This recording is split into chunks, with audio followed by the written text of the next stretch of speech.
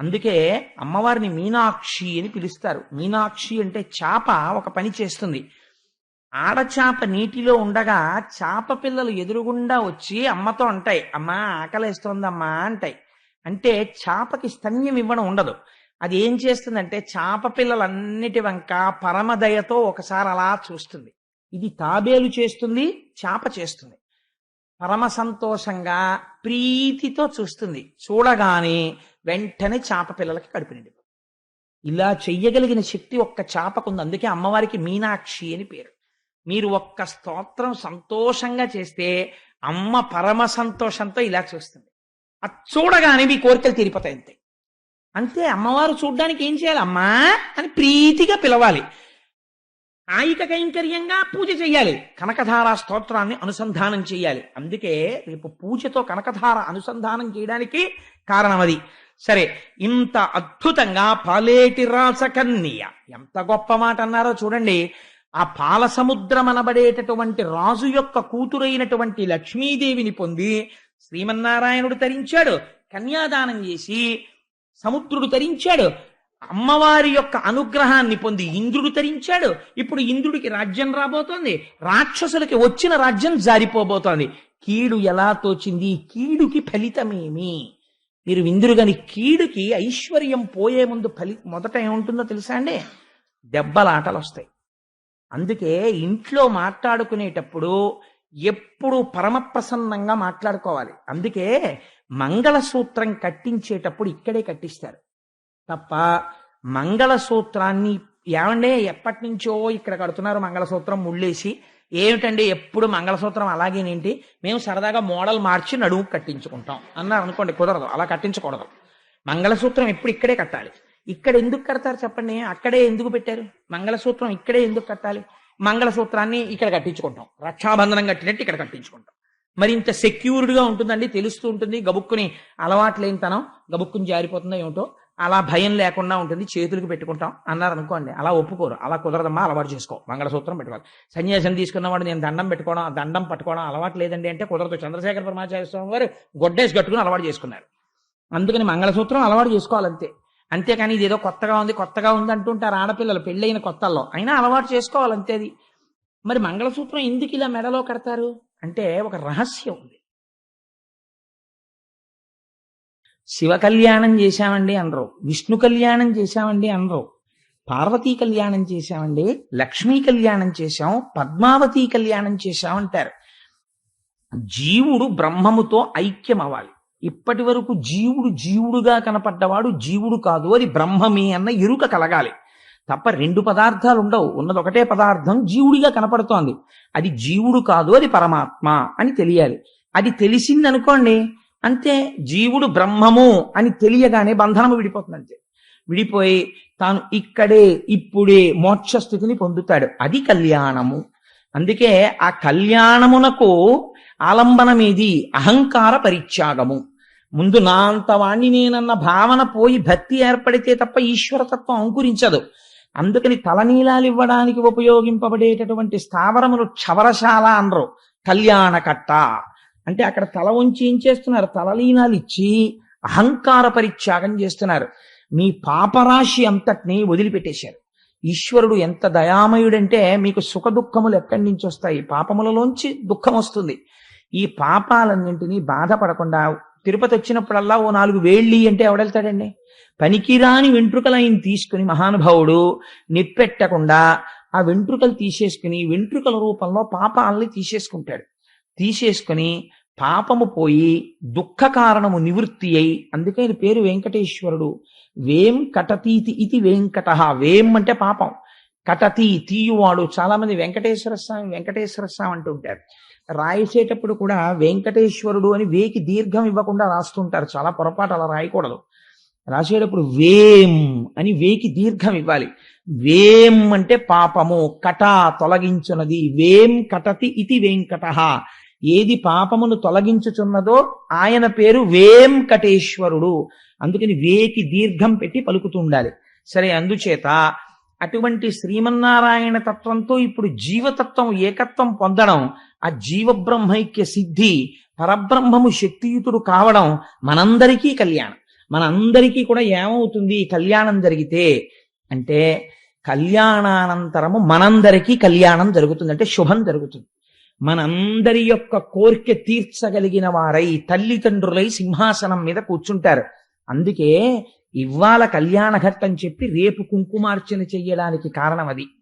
ఇవాళ కళ్యాణం వాచికంగా పూర్తవగానే రేపు ఆ కళ్యాణ ఘట్టం ఇక్కడ చక్కగా సువాసినులందరూ కుంకుమార్చన చేస్తుంటే కన్నెపిల్లలు లక్ష్మీదేవి ప్రసన్నురాలవుతుంది. అసలు లక్ష్మి అనగా ఏమి, ఎందుకు ఆ చూపుల గురించి చెప్తారు ఇందురు గాని దాని గురించి.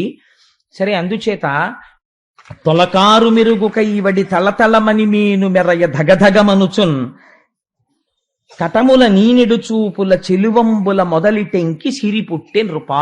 నిన్నటి రోజున మీకు నేను విజ్ఞాపన చేసి ఉన్నాను. ఆ అమ్మవారు పుడుతూనే ముందు దేని గురించి వర్ణన చేశారు అంటే అమ్మవారి యొక్క చూపుల గురించి వర్ణన చేశారు. అందరికీ కూడా ఐశ్వర్యమును ఇయ్యగలిగినటువంటి తల్లి అటువంటి చూపులతో ఆవిర్భవించినది. ఈ లక్ష్మీదేవి ఆ పద్మములోంచి ఆవిర్భవిస్తే ఆ తల్లిని చూసిన వాళ్ళుట పురుషుడై పుట్టిన ప్రతివాడు కూడా అదే మొదటిసారి చూడడం పాలమున్నీటిలో పుట్టినప్పుడు ఆవిడ్ని చూసి అలా ఉండిపోతే వాళ్ళ మనస్సుల్లో ఉన్న భావనలన్నీ తీసి అసలు ఆ లక్ష్మీదేవిని ఎలా చతుర్ముఖ బ్రహ్మ సృష్టించి ఉండి ఉంటారు అన్నదానికి ఊహ చేసి పోతన గారు ఒక అద్భుతమైనటువంటి పద్యం రాశారు. నాకైతే అనిపిస్తుంది నిజంగా స్తోత్రాలంటే ఇవ్వండి, లక్ష్మీదేవి ప్రసన్నం అవడానికి, దరిద్రం పోవాలంటే ఇలాంటి పద్యాలు వినాలి, చదువుకోవాలి మనసులో. నిజంగా లక్ష్మీదేవి ఎలా ఉంటుందో చెప్తారు చూడండి. పాలమున్నీటి లోపలి మీది మీగడ మిసిమి జిడ్డున చేసి మెనువడసి క్రొక్కారు మెరుగుల కొనల తళుక్కల మేనిచేయగల నిగ్గు మెరుగు చేసి నాడునాటికి ప్రోది నవకంపు దీవల ననుబోధ నెయ్యంపు నులుకొలిపి క్రొవ్వారు కెందమ్మి కొలకుల ప్రొద్దున బొలసిన వలపుల బ్రొదిపెట్టి పసిడి చంపకదామంబు బాగు కూర్చి వాలు క్రొందెల చెలువున వాడి తీర్చి జానతనమున చేతుల జడ్డు విడిచి నలువ ఈ కొమ్మనొగి చేసి నాడు నేడు. బ్రహ్మగారు లక్ష్మీదేవిని ఎలా తయారు చేశారు, లేదా పరబ్రహ్మము ఎలా తయారు చేసింది అంటే, ఈ పాల సముద్రాన్ని చిలుకుతున్నారు కదా మందర పర్వతాన్ని పెట్టి. ఆ చిలుకుతున్నప్పుడు పాల సముద్రం మీద వెన్న ముద్దలు పైకి లేచి ముద్దలుగా పడిందిట. ఈ పాల సముద్రంలో ఉన్న వెన్న ముద్దలన్నీ ఏరి ఈ వెన్న ముద్దలన్నింటినీ తీసుకెళ్లి లక్ష్మీదేవి ఒంటికి అదే పనిగా తాపడం చేసి అంత మెరిసిపోతున్నటువంటి ఆ అమ్మవారి యొక్క సౌందర్యాన్ని ఆవిష్కరింపచేశారట. రెండవది, ఆకాశంలో వచ్చిన మెరుపులు చూశారట. మెరుపుల యొక్క అంచులలో ఉండేటటువంటి మెరుగు తీసుకున్నారట. మెరుపంతా వేరు, మెరుపు అంచు వేరు. అంచు మెరుపు చాలా అందంగా ఉంటుంది. ఆ అంచుకుండేటటువంటి మెరుపు తీసుకున్నారట. అందుకే నీలతోజద మధ్యస్థ విద్యుల్లేకే భువాస్వర అని ఆ మెరుపు తీసుకుని ఆ మెరుపులన్నిటిలో ఉన్నటువంటి అంచుల యొక్క మెరుపుతనాన్ని తీసుకొచ్చి అమ్మవారి యొక్క శరీరంలోకి ప్రవేశపెట్టారట. అంత తళుక్కుని మెరిసిపోతుంటుంది ఆవిడ. ఇప్పుడు ఇంత తయారు చేసి పెట్టినా వెన్నంతా రాసి ఒళ్ళు జిడ్డు కారుతున్నట్టు ఉంటుందని మీరు అనుకుంటున్నారేమో. అలా ఉండదుట. ఎలదీవ గప్పిన ఎలవి పరాగంబు క్రియమేన మెది నీరిను ఒప్ప అంటాడు మహాభారతంలో తిక్కన గారి ద్రౌపదీదేవిని వర్ణిస్తూ. ఆవిడ కింద పడిపోతే ఓ యాలుక తీగ, లేత యాలుక తీగ మట్టిలో పడిపోతే మట్టి అంటుకున్న యాలుక తీగ ఎలా ఉందో అలా ఉందన్నాడు. అలా చాలా లాలిత్యముతో కూడినటువంటి సన్నజాజి తీగల వంటి పరమ పల్లవమైనటువంటి తీగలలో ఉన్న లాలిత్యమునంతటినీ తీసుకొచ్చి పిండి ఈవిడ శరీరంలోకి ప్రోధి చేశారట. అప్పుడు తెల్లవారుజామునే సూర్యకిరణాలు ఇలా ఉదయిస్తుండగా అరవిరిసినటువంటి ఎర్ర తామర పూల యొక్క సుగంధం, ఆ పెటల్స్ అంటేనే రేకులు, అవి ఇలా విచ్చుకోగానే ఆ పద్మములలో ఉండేటటువంటి సుగంధం బయటికి వస్తుంది. ఈ సుగంధాన్నంతటినీ పట్టి తెచ్చి అమ్మవారి ఒంటికి అలదారట. అంతే, ఆవిడ వస్తున్నప్పుడు పద్మ సుగంధం అలా వస్తుంది, ఆ పుప్పుడి సుగంధం. ఆ తరువాత బంగారు సంపంగి పూలతో తయారు చేయబడినటువంటి మాల. మిగిలినటువంటి పువ్వులు వేరు, సంపంగి పువ్వు వేరు. సంపంగి పువ్వులో ఆకుపచ్చ సంపంగి వేరు, సింహాచలం సంపంగి అని పిలుస్తాం మనం. పసుపు ఎరుపులు కలిసినటువంటి సంపంగి పువ్వు. ఆ సంపంగి పువ్వు అంటే లలితాపరా భట్టారికా స్వరూపానికి చాలా ఇష్టం. దాంతో పూజ చేస్తారు అమ్మవారిని. అది కొంచెం ముక్కులో ఉంటుంది, ఇలా రేకులు విచ్చుకుని. ఆకుపచ్చ తొడిమితో ఆ పువ్వు ముట్టుకుంటే అందులోంచి వచ్చేటటువంటి సువాసన చాలా విపరీతమైన సువాసనతో పీల్చగానే తుమ్ములొచ్చే సువాసన కాదు. అది చాలా మందమందంగా వీస్తూ చాలా సౌరభంతో ఉంటుంది ఆ సంపంగి. రేకు కూడా మీరు ఇలా ముట్టుకున్నారనుకోండి విరిగిపోతుంది. అది బాగా ఇలా విచ్చుకుంటుంది. విచ్చుకున్న పువ్వుని విచ్చుకున్నట్టు పూజ చేయాలి తప్ప మీరు ఏమాత్రం కొంచెం అజాగ్రత్తగా పువ్వు పట్టుకున్నా రేకులు ఊడిపోతాయి. అంతటి లాలిత్యం. ఇప్పుడు ఈ పువ్వులలో ఉన్న లాలిత్యాన్నంతటినీ తీసి ఇటువంటి అరవిరిసిన సంపంగి పూలతో బంగారు సంపంగల దండ చేసి ఆ దండ తెచ్చి అమ్మ మెళ్ళలో వేశారట. కానీ సౌరభం మాత్రం అలా ఉంచారు. అది విచిత్రం. బంగారు సంపంగికి సౌరభం ఉండదు. సౌరభంతో కూడిన బంగారు సంపంగి చేసి అమ్మవారి మెళ్ళలో వేశారట. ఇన్ని వేసినా ఒకటి ఉండాలి. ఏమిటది? చూడగానే ఆ వెలుతురు ఇంకా చూసి కాసేపు అలా నడుద్దాం, కాసేపు కూర్చుందాం, అబ్బా ఎంత బాగుందో అనిపించాలి. ఆ సొగసు అది ఎక్కడుంటుంది ప్రపంచంలో అంటే ఒక్క బాలచంద్రుని ఎందే ఉంటుంది. అందుకని ఆ చంద్రబింబంలోంచి వచ్చేటటువంటి చల్లతనానికి ఎంత హాయిగా ఉందోరా అని ఇంకొక నెల పోనివ్వండి. సాయంకాలం అయ్యేటప్పటికే ఆ అమ్మయ్యా అని వచ్చి చంద్రబింబం కింద కూర్చుంటారు చల్లగా ఉందని. అందుకని ఆ బాలచంద్రబింబంలో ఉండేటటువంటి చక్కటి చల్లతనంతో కూడినటువంటి ప్రకాశాన్ని తెచ్చి అమ్మవారి యొక్క మూర్తి యందు నింపారట. ఇన్నిటిని కలిపి ప్రోది చేసి లక్ష్మీదేవి యొక్క మూర్తిని సిద్ధం చేసి అష్టదళ పద్మమునందు ఆవిర్భవింపచేశారట. చేస్తే అమ్మవారు ఆ పాల సముద్రంలోంచి అష్టదళ పద్మంలోంచి ఆవిర్భవించి వీళ్ళందరికీ దర్శనమిచ్చింది. చిత్రం ఏమిటంటే పుట్టినప్పుడు చంటి పిల్లలా పుట్టినటువంటి తల్లి క్షణాల మీద పెద్దదైపోయి యవ్వనవతి అయిపోయింది. యవ్వనంలో ఉన్నటువంటి స్త్రీల తరుణ వయస్కురాలిగా అక్కడ ఎవరున్నారండి? దేవతలున్నారు, దానవులున్నారు. లక్ష్మీదేవి యొక్క ఆవిర్భావం జరిగిందని యక్ష గంధర్వ కిన్నెర కింపురుషాదులందరూ చూస్తున్నారు. ఇంతమంది చూస్తుండగా తల్లి ఆవిర్భవించింది. ఇప్పుడు ఆవిడికి భర్త నిర్ణయింపబడాలి. అటువంటి తల్లికి భర్తను ఎవరు నిర్ణయిస్తారు? ఎక్కడ పుట్టిందో వాడు తండ్రి అవుతాడు. ఎక్కడ పుట్టింది? పాల సముద్రంలో పుట్టింది. కాబట్టి ఇప్పుడు తండ్రి ఎవరు? పాల సముద్రమే. సముద్రుడే తండ్రి.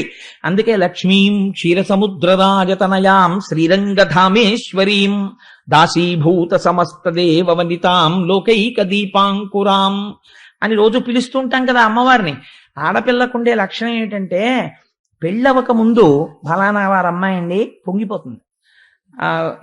ఈ పాప అండి కోటేశ్వరరావు అమ్మాయి అండి అన్నారనుకోండి చాలా సంతోషిస్తుంది. పెళ్ళి అయిపోయిన తర్వాత ఎవరైనా మా అమ్మాయి కనపడితే ఈ పాప కోటేశ్వరరావు అమ్మాయి అండి అని పరిచయం చేస్తున్నాను అనుకోండి కించి చిన్నపుచ్చుకుంటుంది. ఎందుకనంటే ఫలానా వారి కోడలండి అన్నారనుకోండి సంతోషిస్తుంది. ఈ అమ్మాయి ఫలానా వారి భార్య అండి అని అనిపించుకోవడానికి ఇష్టపడుతుంది. ఆడపిల్ల పుట్టింటి సంబంధాన్ని గౌరవిస్తుంది, కానీ ఫలానా వారి భార్య అని చెప్పుకోవడంలో ఒక తాదాత్మతని పొందుతుందిట. అందుకని లక్ష్మీం క్షీరసముద్రరాజతనయాం వెంటనే అనాలట శ్రీరంగధామేశ్వరీం. భర్తృ సంబంధం చెప్పాలి. చెప్తే పొంగిపోతుంది ఆవిడ. శాబాష్, బాగా చెప్పాడు రా వీడెవడం. అందుకని మనం శ్రీ సూక్తం చెప్తే లక్ష్మీం క్షీరసముద్రరాజతనయాం అని దాంతోనే పూర్తి చేస్తాం. సరే, అందుచేత ఇప్పుడు ఈ తల్లికి మంగళ స్నానం చేయించడానికి అందరూ సమకూరుస్తున్నారు అమ్మవారికి. తరుణికి మంగళ స్నానం బుసే ఇంతమని పెట్ట ఇంద్రుడనర్ఘమైన మణిమయ పీఠంబు మంగళవతులైన వేలు పొగరితలు విమలతోయ పూర్ణంబులయ్యున్న పుణ్యాహ కలశంబులిడిరి పల్లవములనిచ్చ భూమి కడిమి గోవులు పంచ గవ్యములనిచ్చే మలసి వసంతుడు మధువసంగి మునులు కల్పంబు చెప్పిరి మొగిలుగములు పణవ గోముఖ కాహళ పటహ మురజ శంఖ వల్లకి వేణు నిస్వనములిచ్చే పాడిరాడిరి గంధర్వపతులు సతులు పండిత సూక్తులతోడిత తొండంబులు సాక్షి తీర్థతోయములెల్లన్ కుండముల ముంచి దిగ్వే దండంబుల జలక మార్చ తరుణీమణికిన్. శ్రీ సూక్తంలో మంత్రాలని పోతన గారు తన ప్రతిభతో పద్యాలుగా మార్చారు. ఎంత గమ్మత్తో చూడండి. తరుణికి మంగళ స్నానము. ఇప్పుడు ఈ అమ్మవారు మంగళ స్నానం చెయ్యాలి. మంగళ స్నానం వేరు, శౌచమునకు స్నానం వేరు. శౌచమునకు స్నానం చేసేటప్పుడు మంగళ వాయిద్యాలు పెట్టండి ఆయన స్నానం చేస్తున్నారు అనరు. మంగళ స్నానం చేయడం అంటే వేరు. అది పరమ పవిత్రమైనటువంటి సమయాలలో మంగళ స్నానం చేస్తారు. మనం మంగళ స్నానం చేస్తాం. ఎప్పుడు చేస్తాం? పెళ్లికి ముందు చేస్తాం. పెళ్లికి ముందు చేసే మంగళ స్నానం వేరు, చాలా గమ్మత్తుగా ఉంది. అంటే ఈ రోజుల్లో దాని సబులే పోయాయి, ఆ వైదిక ప్రక్రియ పోయింది. అసలు ఏ మంత్రం చదవాలి, అప్పుడు ఎలా ఆశీర్వచనం జరగాలి, ఎలా మంగళ వాయిద్యాలు మోగుతూ ఉండాలి, ఎలా వచ్చి ఎలా కూర్చోపెట్టి ఆడపిల్లని లక్ష్మీదేవిగా మంగళ స్నానం చేయించాలి, ఆడపిల్ల పెళ్లి పీటల మీదకి వెళ్ళేటప్పుడు పట్టు చీర ఎవరు పట్టుకొచ్చి ఇవ్వాలో, ఎంత ప్రేమ ఉంటుందో అలా పట్టుకొచ్చి ఇవ్వడంలో మీరు లక్ష్మీ కళ్యాణం వింటే తెలుస్తుంది. చూడండి, ఆ తల్లి మంగళ స్నానం చేయడం కోసమని ఒక పీట మీద కూర్చోవాలి. అందుకని ఒక మణిమయ పీఠాన్ని తెచ్చి దేవేంద్రుడు అక్కడ పెట్టేట. ఇప్పుడు ఈ పీఠం ఇచ్చిన వాడికి ఏం దక్కుతోంది? పీఠం దక్కుతోంది. లక్ష్మీదేవికి నువ్వు ఏమిస్తే అది దక్కుతుంది. ఇంత కుంకం అమ్మవారికి ఇస్తే సౌభాగ్యం దక్కుతుంది, ఇంత పువ్వు అమ్మవారికి ఇస్తే జ్ఞానం దక్కుతుంది, ఇంత ధూపం చూపిస్తే సమస్త భోగములతో నీ ఇల్లు నిండిపోతుంది, ఇంత నీరాజనమిస్తే భక్తి జ్ఞాన వైరాగ్యముల చేత మోక్షం ఇస్తుంది, ఒక్క స్తోత్రం నోటితో చదివి ఇలా నమస్కరిస్తే పొంగిపోతుంది, ఏదైనా ఇచ్చేస్తుంది. అందుకని కుంకుమార్చన పెట్టడం ఏదో సరదా కోసం పెట్టడం కాదది. అందుచేత చూడండి, ఆ భద్రపీఠాన్ని తీసుకొచ్చి ఒక మణిమయమైన పీఠాన్ని అక్కడ పెట్టేట ఇంద్రుడు. అమ్మవారు మంగళ స్నానం చేయడానికి దాని మీద కూర్చుంది. ఇప్పుడు ఇలా తీసుకొచ్చి పీఠం పెట్టగానే దాని మీద కూర్చున్న అమ్మవారు స్నానం చెయ్యడం కోసమని నీళ్లు పట్టరావాలి. ఎవరు పట్టరావాలి అంటే, పసుపు కుంకమలకు ఢోకా లేకుండా చాలా దీర్ఘకాలం నుంచి పసుపు కుంకుమలతో ఉన్నటువంటి యువతులు ఆ నీరు తీసుకొచ్చి అక్కడ పెట్టారట. మీరు జ్ఞాపకం పెట్టుకోండి, ఇక ముందు మీ ఇళ్లలో పెళ్లిళ్ళు జరిగినప్పుడు మీ కొడుక్కి పెళ్లి చేసినా మీరు నియమం చెప్పండి, మా కోడలకి మాత్రం మంగళ స్నానం ఇలా చేయించాలమ్మా, కట్నం కానుక తర్వాత మీ ఇంటికి లక్ష్మి వస్తోంది, ఇలా స్నానం చేయించండి అని చెప్పండి. నీ కూతురు పెళ్లి చేసేటప్పుడు ఇలా చెయ్యండి. మంగళప్రదమైనటువంటి 5వ తనం ఉన్నటువంటి స్త్రీలు ఆ నీరు పట్టుకుని అక్కడికి రావాలి. అందులో కొద్దిగా పసుపు కలపాలి, కించిత్ కలిపిన తరువాత దానిలోకి పల్లవములు వెయ్యాలి. మంగళ స్నానం అంటే ఉట్టి నీటితో చెయ్యకూడదు. అంటే కొన్ని లేత ఆకులు తీసుకొచ్చి పరమ పవిత్రమైన పల్లవములు ఉంటాయి. ఓ మామిడాకో, కనీసం మిగిలినవన్నీ లేకపోయినా ఓ 2 మామిడాకులన్నా వెయ్యాలి. అందులో పల్లవములు వెయ్యాలి. పల్లవములు వేయడం చేత జలములు మంగళ స్నానములకు యోగ్యములవుతాయి. అందుకని పల్లవములనిచ్చే భూమి, పల్లవములను భూమి కాకపోతే ఎవరిస్తారండి? ఇచ్చింది కాబట్టి ఇంతమందికి పెట్టగలిగిన పల్లవాళ్ళని ఇస్తోంది మళ్ళీ. అందుకని భూదేవి వచ్చి పల్లవాళ్ళని ఇచ్చింది మంగళ స్నానానికి. చదివించలేదు, అసలు చేయవలసినవన్నీ మంగళ స్నానాల దగ్గర చేశారు. గోవులు వచ్చేట, కడిమి గోవులు పంచగవ్యములనిచ్చే, పంచగవ్యాలను ఇచ్చేట గోవులు. ఎందుకని? మంగళ స్నానం చేయించేటప్పుడు కొన్ని సంప్రదాయాలు పాటిస్తారు. కొద్దిగా పాలిచ్చి, కొద్దిగా తేనిచ్చి, కొద్దిగా వెన్న రాసి ఒంటికి ఆ సోయగం అమరడం కోసమని. ఎందుకంటే తలంబ్రాల మంత్రంలో చెప్తారు, స్త్రీకి భౌతికమైనటువంటి అందం కూడా పురుషుణ్ణి కట్టి పారేసి సంసారంలో ఉంచుతుంది. అందుకని ఆ సౌందర్యము కోరుకోవాలి పురుషుడు, స్త్రీ దోషమేం లేదు అందులో, తలంబ్రాల మంత్రాల్లో అదే ఉంది. అందుకని పంచగవ్యములంటే పాలు, వెన్న, నెయ్యి మొదలైనవి గోవులు పట్టుకొచ్చి ఇచ్చేట. అవి అమ్మవారి మంగళ స్నానంలో వాడారు. ఆ తర్వాత వసంతుడు మధువుని ఇచ్చే, వసంతుడు వచ్చి వసంత ఋతువు తేనె ఇచ్చిందిట. అంటే ఆడపిల్లకి మంగళ స్నానం చేయించినా, మగపిల్లవాడికి మంగళ స్నానం చేయించినా మీరు బుట్టలో కూర్చోపెట్టి తీసుకెళ్లడానికి, లక్ష్మిగా సిద్ధం చేయడానికి లక్ష్మిగానే స్నానం చేయించాలి. అది మంగళ స్నానం అంటే. ఆ స్నానం చేయించే ముందు తేనె ఇచ్చి, అమ్మా లక్ష్మి తేనె తాగో అని ఇవ్వాలి. ఇవి ఎవరు చేస్తారు?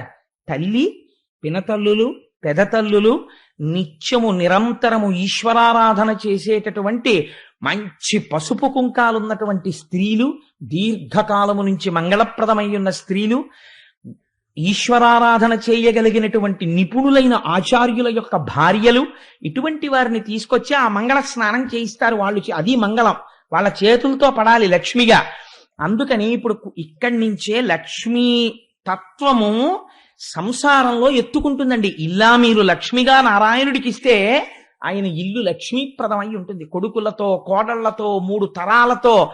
ఆయన నాకేమీ లేదండి, ఆవిడ వచ్చిన వేళ విశేషం నా జీవితం మారిపోయిందంటాడు ఒక్కొక్క ఆయన. ఎలా మారిపోతుందండి? ఆవిడ అటువంటి తల్లి, లక్ష్మి అంశ ఆవిడ ఎందుంది. ఆవిడ వచ్చింది, ఈయన జీవితం మారింది. నీ ఇంటికి లక్ష్మి వస్తోంది, ఎలా పడితే అలా ఇవ్వకూడదు. మంగళ స్నానం దగ్గరే ప్రారంభం.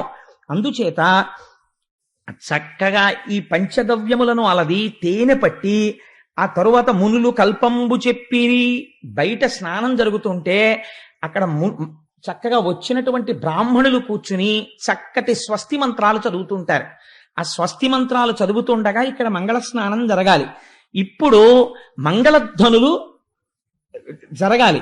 ఈ మంగళధ్వని, లక్ష్మీదేవికి మంగళధ్వని జరగాలంటే స్నానం చేసేటప్పుడు మామూలు వాళ్ళు చదవరు కదా మంత్రాలు, అందుకని మహర్షులు చదువుతున్నారట. ఇప్పుడు మంగళధ్వని చేయడానికి ఎవరు చేయాలి అంటే, ఎవరు చేశారో తెలుసా అండి మంగళధ్వని? లక్ష్మీదేవి మంగళ స్నానానికి మేఘాలు చేసేట. మేఘాలే వేణువులు ఊదేయట. ఎందుకని గాలి వెడుతుంటే అది వేణువుగా మారింది. ఒకటి తప్పెట వాయించిందిట, ఒకటి మృదంగం వాయించిందిట, ఒకటి వీణ వాయించిందిట, ఒకటి శంఖం వాయించిందిట, ఒకటి బాకా వాయించిందిట. శబ్దము ఆకాశగుణకము, అందుకని శబ్దము ఆకాశగుణకము కనుక మేఘాలన్నీ కలిసి మహానుభావులు నిజంగా మరి అంటే పూర్వ కవులు కొంత ఇలాంటి పుస్తకాలు చదివిన వాళ్ళు ఉండేవారు. అందుకే వాళ్ళ నోట్లోంచి వచ్చే మాటలు అందంగా ఉండేవి. పిల్లగాలి మేళగాళ్ళు పెళ్లి పాట పాడేరంట అని నేను ఒక గొప్ప బ్యానర్, అది ఎన్నో సినిమాలు తీసింది బ్యానరు. అటువంటి బ్యానర్ వాళ్ళు మాత్రమే అటువంటి పాటలు రాయగలరు.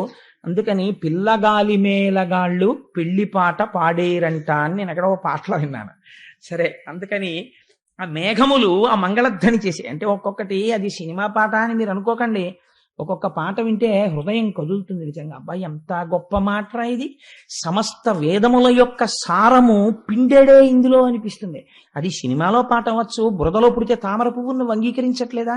గొప్ప తత్వం ఉంటే ఉన్నది వదిలేవు, లేనిది కోరేవు, ఒక పొరపాటుకు యుగములు పొగిలేవు, తెగిన పతంగానివే మనస ఊహల ఉయ్యాలవి అన్న మాటలో ఎంత మనస్తత్వం ఉందండి.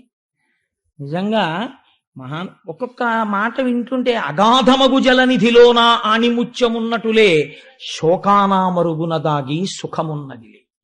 ఎంత గొప్ప మాట అండి అది. అవి సినిమా పాటలు కావచ్చు, నేనంటాను అందులో గొప్ప తత్వం ఉందంటాను.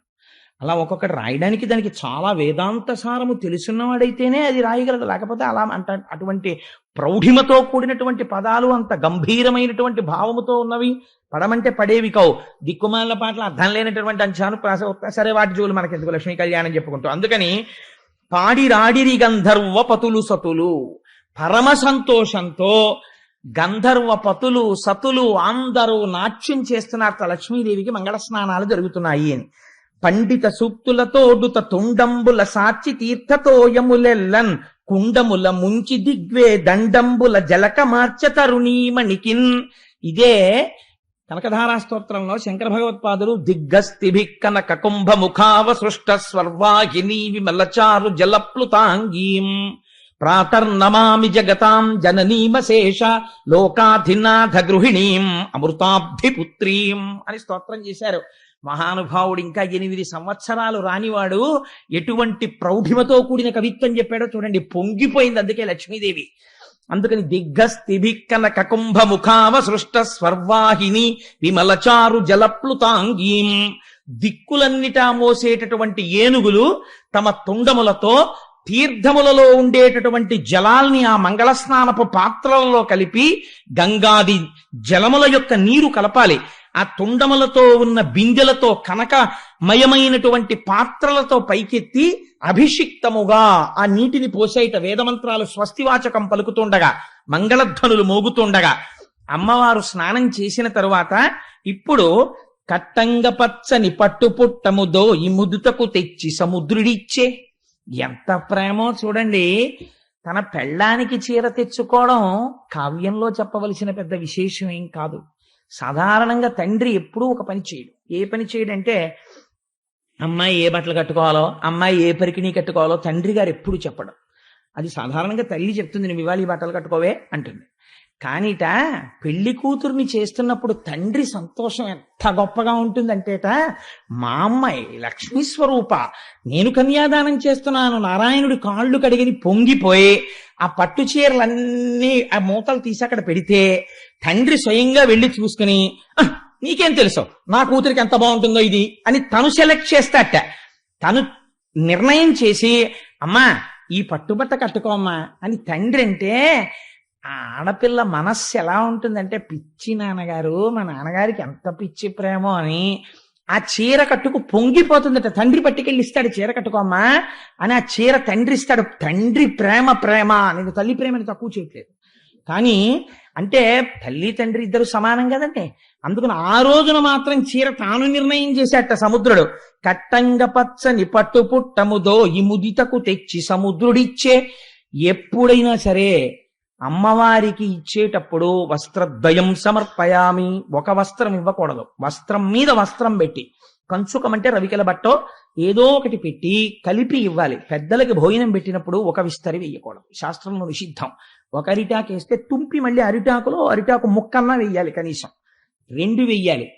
ఇచ్చేటప్పుడు వస్త్రద్వయం సమర్పయామి అనాలి, అని వస్త్రద్వయం ఇవ్వాలి. లేదా కనీసం ఒక దూదిపోగు దగ్గర పెట్టుకుని వస్త్రం మీద దూదిపోగు పెట్టి ఇవ్వాలి. అందుచేత వస్త్రద్వయ కట్టంగ పచ్చని పట్టు పుట్టము దోయి ముదితకు తెచ్చి సముద్రుడిచ్చే. వస్త్రద్వయాన్ని తెచ్చి సముద్రుడు లక్ష్మీదేవికి ఇచ్చాడు.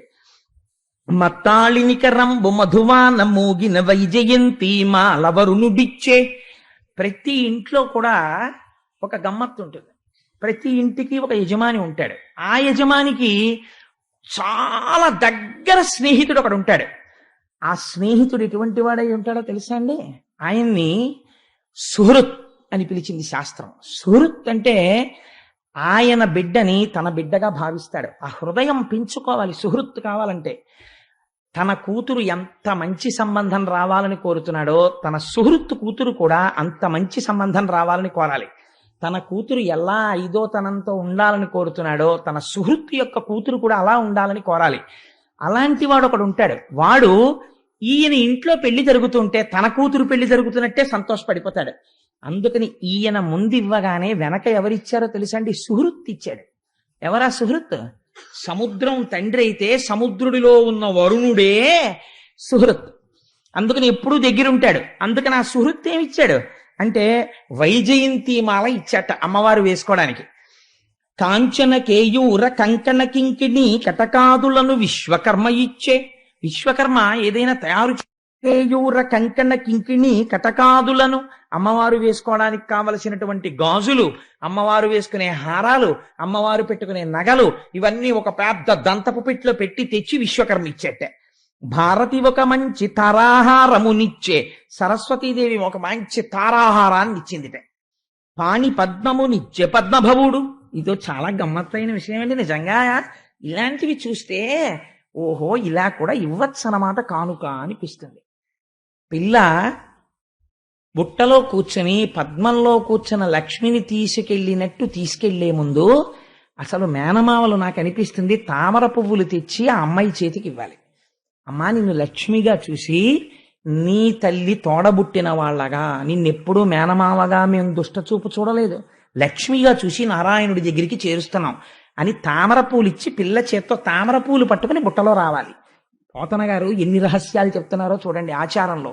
అందుకని ఎవరివ్వాలా పువ్వు అంటే బ్రహ్మగారు ఇచ్చారు. ఎటువంటి వాడికి అటువంటివే ఇష్టం ఉంటాయి. సాధారణంగా ఏమిటంటే బాగా పుస్తకాలు చదివి ఆయన ఒక ఆయన ఉన్నాడు అనుకోండి, ఆయన ఎక్కడైనా ఫంక్షన్ అయితే ఓ బుక్ ప్రజెంట్ చేద్దాం అంటాడు కదండి. ఒక బంగారం మీద మోజున్న ఆయన ఉన్నాడు అనుకోండి, అది ఎప్పటికైనా పనికొస్తుంది ఓ ఉంగరం పెడదాం అంటాడు. అలా ఎవరి మనస్సు అలా ఉంటుంది. చతుర్ముఖ బ్రహ్మగారు పద్మభవుడు, ఆయన కూడా పద్మ సంబంధం ఉన్నవాడు, అమ్మవారు పద్మ సంబంధం ఉన్నది. అందుకని ఆయనకి ఎప్పుడూ పద్మ సంబంధమే. ఆయన పట్టుకొచ్చి ఓ తామర పువ్వు ఇచ్చట, చేతో పట్టు కూర్చో అమ్మా నువ్వు చక్కా బుట్టలోనని. అందుకని తామర పువ్వు ఇచ్చట. కుండలివ్రజంబు కుండలంబులనిచ్చే. నాగరాజులు కుండలిని 2 రకాలుగా ఉంటుంది. పావుతో సింబలైజ్ చేస్తారు, సంకేతిస్తారు కుండలిని శక్తిని. అందుకని అవి ఎప్పుడు ఏమివ్వాలి? కుండలిని అన్న మాటకి దగ్గరలో ఉన్నవి ఇస్తాయి. అందుకని కుండలంబులనిచ్చే. అవి చెవులకు పెట్టుకునేటటువంటి కుండలాలను ఇచ్చేట అమ్మవారికి పట్టుకొచ్చి. అందుకని కుండలివ్రజంబు కుండలంబులనిచ్చే. శృతులు భద్రమైన నుతులు చేసే. శృతులు వేదాలున్నాయి, ఏది చేసేవాళ్ళు అది చేస్తేనే అందంగా ఉంటుంది. వేదాలు అనేటటువంటి పుస్తకాలు అమ్మ అప్పుడప్పుడు చదువుకోను డిటెక్టివ్ నవలు ఇచ్చాయనుకోండి అసందర్భంగా ఉంటుంది. శృతులు ఏం చెయ్యాలి? నుతులు చెయ్యాలి. వేదం అందులోంచి పరమ భద్రమై ఆశీపూర్వకమైనటువంటి మంత్రాలు చదవాలి. అందుకని శృతి తనంత తానుగా ఒక రూపమును దాల్చి అమ్మవారికి ఆశీపూర్వకమైనటువంటి భద్రతను చేకూర్చగలిగినటువంటి మంత్రమును ఆమ్నాయం చేసిందిట. ఎల్లలోకములకు ఏలిక సానివై బ్రతికెనను చుదిశలు పలికెనధిప. దిక్కాంతలన్నీ కూడా దిక్కుల్ని స్త్రీలతో పోలుస్తారు. ఎందుకనంటే మహాభారతంలో తిక్కన గారు ఒక గొప్ప ప్రయోగం ఒకటి చేశాడు. భర్త ఆఫీస్కి వెళ్ళిపోయిన తర్వాత సాయంకాలం అయితే భార్య ఎదురు చూస్తుంటుంది. ఆ అమ్మ ఆయన వస్తారు ఇంకా కాసేపు సరదాగా. భార్య అంటే పురుషుడికి విశ్రాంతి స్థానం. ఎందుకంటే ఎంత అలిసిపోయిన పురుషుడు కూడా సేద తీరేది ఎక్కడ అంటే భార్య దగ్గర మాత్రమే. ఆవిడ ఇచ్చినట్టు విశ్రాంతిని పురుషుడికి భౌతికమైనటువంటి ఏ ఐశ్వర్యము ఇవ్వదు. ఎన్ని ఏసీ గదులు ఉండనివ్వండి, ఎంత ఐశ్వర్యం ఉండనివ్వండి, ఆవిడ చిటపట చిటపట చిటపట లాడిపోతోంది అనుకోండి, కంపరం ఎత్తిపోతుంది ఇంటికి వచ్చిన వాడికి. పెంకుటింట్లో ఉండనివ్వండి, ఇంటికి వచ్చేటప్పటికి సాయంకాలం ఆవిడ సంతోషంగా ఉండి, ఏమండి వచ్చారా, అలా ఉన్నారే అని ఓ చక్కటి ప్రసన్నమైన 4 మాటలు చెప్పి ఎంతో సంతోషంగా సేద తీర్చి మంచి మాటలు మాట్లాడింది అనుకోండి, పురుషుడు కష్టాన్ని మర్చిపోతాడు. అందుకని దిక్కాంతలు అని దిక్కుల్ని కాంతలతో పోలుస్తారు. మరి భర్త ఎవరు అంటే రోజు ఆఫీస్కి వెళ్ళేవాడైనా సాయంకాలం భర్తృదర్శనం అయ్యేటప్పటికీ లజ్జతో కూడినటువంటి ఎర్రటి కాంతులు వస్తాయిట పరమ సౌశీల్యవతి అయినటువంటి భార్య యందు. అందుకని పడమటి దిక్కనబడేటటువంటి కాంత సూర్యుడు తూర్పు నుంచి అటువైపుకి వచ్చేటప్పటికి బుగ్గలు ఎర్ర పడ్డాయ్యా, అందుకని రాగరంజితములయ్యాయి అన్నారు పోతన తిక్కన గారు మహాభారతంలో. ఆయన ఏదో అందమైన ప్రయోగాలు. అందుకని ఆ ఎల్లలోకములకు ఏలిక సానివై బ్రతికెననుచు దిశలు పలికెనధిప. ఆ దిక్కాంతలందరూ ఆశీర్వచనం చేశారట. ఎల్లలోకములకు హద్దులేవి, దిక్కులే. అందుకని ఆ దిక్కాంతలు ఆశీర్వచనం చేశారట. అమ్మా లక్ష్మి, నువ్వు ఎల్లలోకములకు ఏలిక రాణివై ఏలిక సానివై పరిపాలించదవుగాక అని ఆశీర్వచనం చేశారట. ఇప్పుడు ఈ తల్లికి స్వయంవరాన్ని ఆ తల్లి తనంత తానుగా వరుణ్ణి ఎంచుకోగలిగినటువంటి పద్ధతిని సముద్రుడు ఆమోదించాడు. ఆయన నిర్ణయించలేదు. అమ్మా నువ్వు నా కడుపున పుట్టి నాలోంచి జన్మించి క్షీర సముద్రానికి కూతురు అని నాకు వైభవాన్ని ఇచ్చావు, నేనా నీకు భర్తనించగలిగిన వాణ్ణి? నువ్వే ఎన్నుకో తల్లి అన్నట్ట అని చేతికి ఒక చెంగల్వ పూదండ ఇచ్చట. ఇస్తే ఆయనంటారు, పలుకుల అమృతంబు చిలుక నెవ్వానితో భాషించవాడెపో బ్రహ్మయనగా ఎలయించి కెంగేల యవ్వని వరించవాడలోకములకు వల్లభుండు మియితీగ యవ్వని మేనితో గదియించవాడిపో పరమ సర్వజ్ఞమూర్తి నెలతుక ఎప్పుడు నివసించు ఏ ఇంట ఆ ఇల్లు పరుమగు అమృతపదము ఇంటి చూపువారె ఎచ్చోటి కచ్చోటు జిష్ణుదనద ధర్మ జీవితంబు కొమ్మ పిన్నన గవు గురుతర దుఃఖ నివారణంబు సృష్టి కారణంబు. లక్ష్మీదేవిగా మీరు పెళ్లి పీటల మీదకి పిల్లని తీసుకెళ్లినా పెళ్లి కొడుకు పరిస్థితి ఇలాగే మారిపోతుంది. పలుకుల అమృతంబు చిలుక యవ్వానితో భాషించవాడెపో బ్రహ్మయ్యనగా. ఇప్పుడు లోకమునందు బ్రహ్మము అని ఎవరిని పిలవాలి అంటే ఈ తల్లి ఎవరిని చూసి సంతోషంగా చిరునవ్వు నవ్వి మాట్లాడుతోందో వాడే పరబ్రహ్మం. ఎలయించి కెంగేల యవ్వని వరించవాడలోకములకు వల్లభుండు. సంతోషంతో ఎవరి మెడలో ఆ వరమాల వేస్తోందో వాడే లోకములకంతటికి వల్లభుడు. ఈవిడికి కాదు, లోకములకంతటికి వాడు వల్లభుడై ఉంటాడు. మియితీగ యవ్వని మెనితో గదియించవాడిపో పరమ సర్వజ్ఞమూర్తి.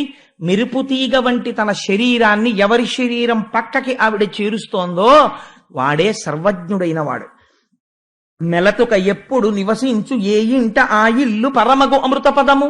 ఈ తల్లి ఏ ఇంటికి వెళ్లి నివసిస్తోందో ఆ ఇల్లు అమృతధామము. ఇంటి చూపు వారె ఎచ్చోటి కచ్చోటు జిష్ణు ధనద ధర్మ జీవితంబు. ఈ తల్లి ఎక్కడికి వెళ్లి నిలబడి ఇలా ప్రసన్నంగా చూస్తోందో అక్కడ ఇంద్రుడి యొక్క ఐశ్వర్యం ఎలా ఉంటుందో అటువంటి ఐశ్వర్యం ఉంటుంది. కుబేరుడు ఆ ఇంట నిలబడి చేతులు కట్టుకుని సేవిస్తూ ఉంటాడు. ధర్మ జీవితంబు, ధర్మబద్ధమైనటువంటి జీవితము నడుస్తూ ఉంటుంది. కొమ్మ పిన్ననగవు గురుతర దుఃఖ నివారణంబు సృష్టి కారణంబు. ఈ తల్లి యొక్క అనుగ్రహం ఎక్కడ పడుతోందో అక్కడ అజ్ఞానము నివారింపబడి సృష్టి కారణమవుతోంది. అంటే ఇక్కడ మీరు ఒక మాట అర్థం చేసుకోవాలి. సృష్టి కారణంబు అన్నమాట ఎందుకు వాడారండి పోతన గారు అని. ఇక్కడ మీరు లక్ష్మీదేవి యొక్క తత్వావిష్కరణ చేశారు ఈ మాటలో. లక్ష్మి అంటే అర్థం ఏమిటో తెలుసా అండి? రెండు ఎవరి చేతిలో ఉంటాయో వారిని లక్ష్మి అని పిలుస్తారు. ఎవరి వలన ఈ రెండు ఆగిపోతాయో వారిని అలక్ష్మి అని పిలుస్తారు. లక్ష్మి అని పిలవాలంటే ఒకటి సంపద వైభవమును ఇవ్వగలిగి ఉండాలి. అంటే మీరు ఇహమునందు సుఖపడడానికి కావలసినటువంటి సమస్త ఐశ్వర్యమును అమ్మవారు ఇవ్వాలి. అది మీకు ఏది ఉంటే మీరు సుఖపడతారో అది అమ్మవారికి తెలిసి ఆవిడిస్తుంది. రెండవది కామరతంపరగా బహుళమయ్యేటటువంటి స్థితిని కల్పించగలిగి ఉండాలి. అంటే ఈ మాట మీకు కొంచెం అంతగా నేను అందించగలిగానో లేదో ఒక ఉదాహరణ చెప్తాను. ఇప్పుడు ఒక్కటిగా ఉంటుంది ముందు. ఇప్పుడు నేను ఒకడనవుతాను ముందు. ఎలా అవుతానంటే ఒక తల్లికి తండ్రికి నేను జన్మిస్తాను. నాతో పాటు కొంతమంది అన్నదమ్ములు అక్క చెల్లెళ్ళు పుట్టారు. వాళ్ళు పెళ్లిళ్ళు చేసుకుని వెళ్ళిపోతారు. నాతో కలిసి ఉండరు. కలిసి ఉన్న వాళ్ళు వెళ్ళిపోతారు. నా తల్లి తండ్రి వెళ్ళిపోయారు. నేను ఒక్కడనే ఉన్నాను. నేను ఒక్కడనై ఉన్న వాడిని ఒక రుణం ఉంటుంది, పితృ రుణం. ఇప్పుడు ఇది తీర్చుకోవాలి. నా పక్కకి ఒక భార్య రావాలి. ఆ భార్య లక్ష్మీ స్థానం.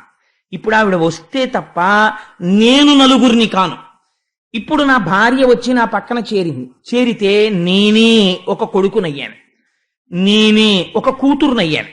తర్వాత ఒక అల్లుడు వస్తాడు, తర్వాత ఒక కోడలు వస్తుంది, తర్వాత ఇటు నలుగురు మనవలు, అటు నలుగురు మనవలు. ఇప్పుడు నేను ఒక్కడిని ఎన్నయ్యాను?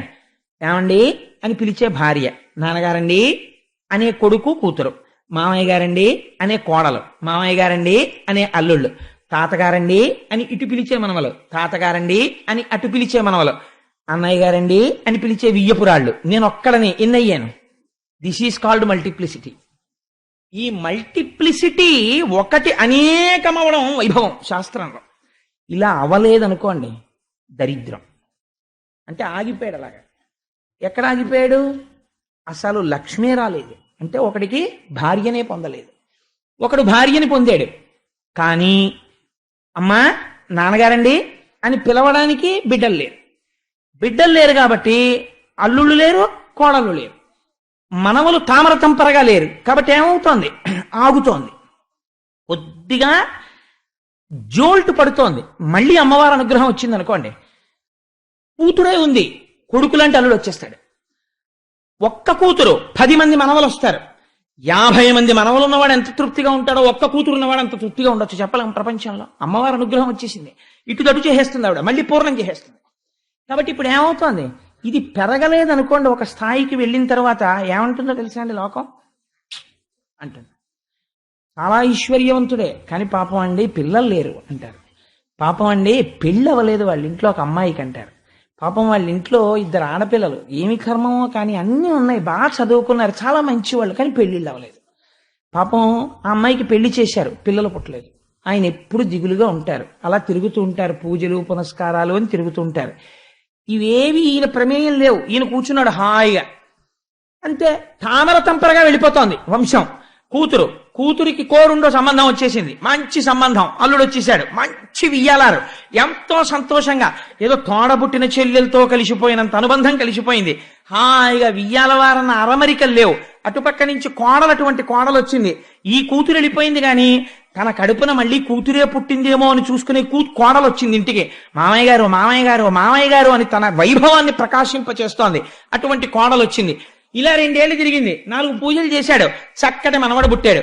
వాడు పుట్టిన దగ్గర నుంచి ఇంకా నిలబడ్డం వచ్చిందంటే వాడు తాతగారి ఉత్తరీయం తీసుకుని పంచకట్టుకుని గజేంద్ర మోక్షం పద్యాలు చెప్పడం మొదలెట్టాడు. ఉరే వీడికి ఇప్పుడే గజేంద్ర మోక్షం పద్యాలు చెప్తున్నాడు రాని పొంగిపోయాడు తాతగారు. ఎక్కడి నుంచి వస్తోంది ఐశ్వర్యం అంటే? It is called the process of multiplication, multiplicity, పెరుగుతుండుట. ఇది లక్ష్మీ కటాక్షము. ఇది ఆవిడ అనుగ్రహం లేకపోతే నడవదు. రెండోది ఏమిటో తెలుసా అండి? ఐశ్వర్యము. ఐశ్వర్యము అంటే మీరు ఒకటి గుర్తుపెట్టుకోండి, మీరు కోరుకున్నది కాదు. బ్యాంకులో 10 కోట్లు ఉన్నాయి, మీకు నిద్రపట్టదు భయం. అది కాదు ఐశ్వర్యం అంటే. ఐశ్వర్యం అంటే ఏమిటో తెలుసా అండి? ఎన్నడూ ఇలా చెయ్యి చాపి అడగలేదు ఒకరి దగ్గరికి వెళ్ళి, ఎన్నడూ తన ఇంట అన్నవస్త్రాలకి లోటు లేదు. తను ఒక భోగం అనుభవించాలి అని మనసులో అనుకోగానే అది కూడిపోతుంది.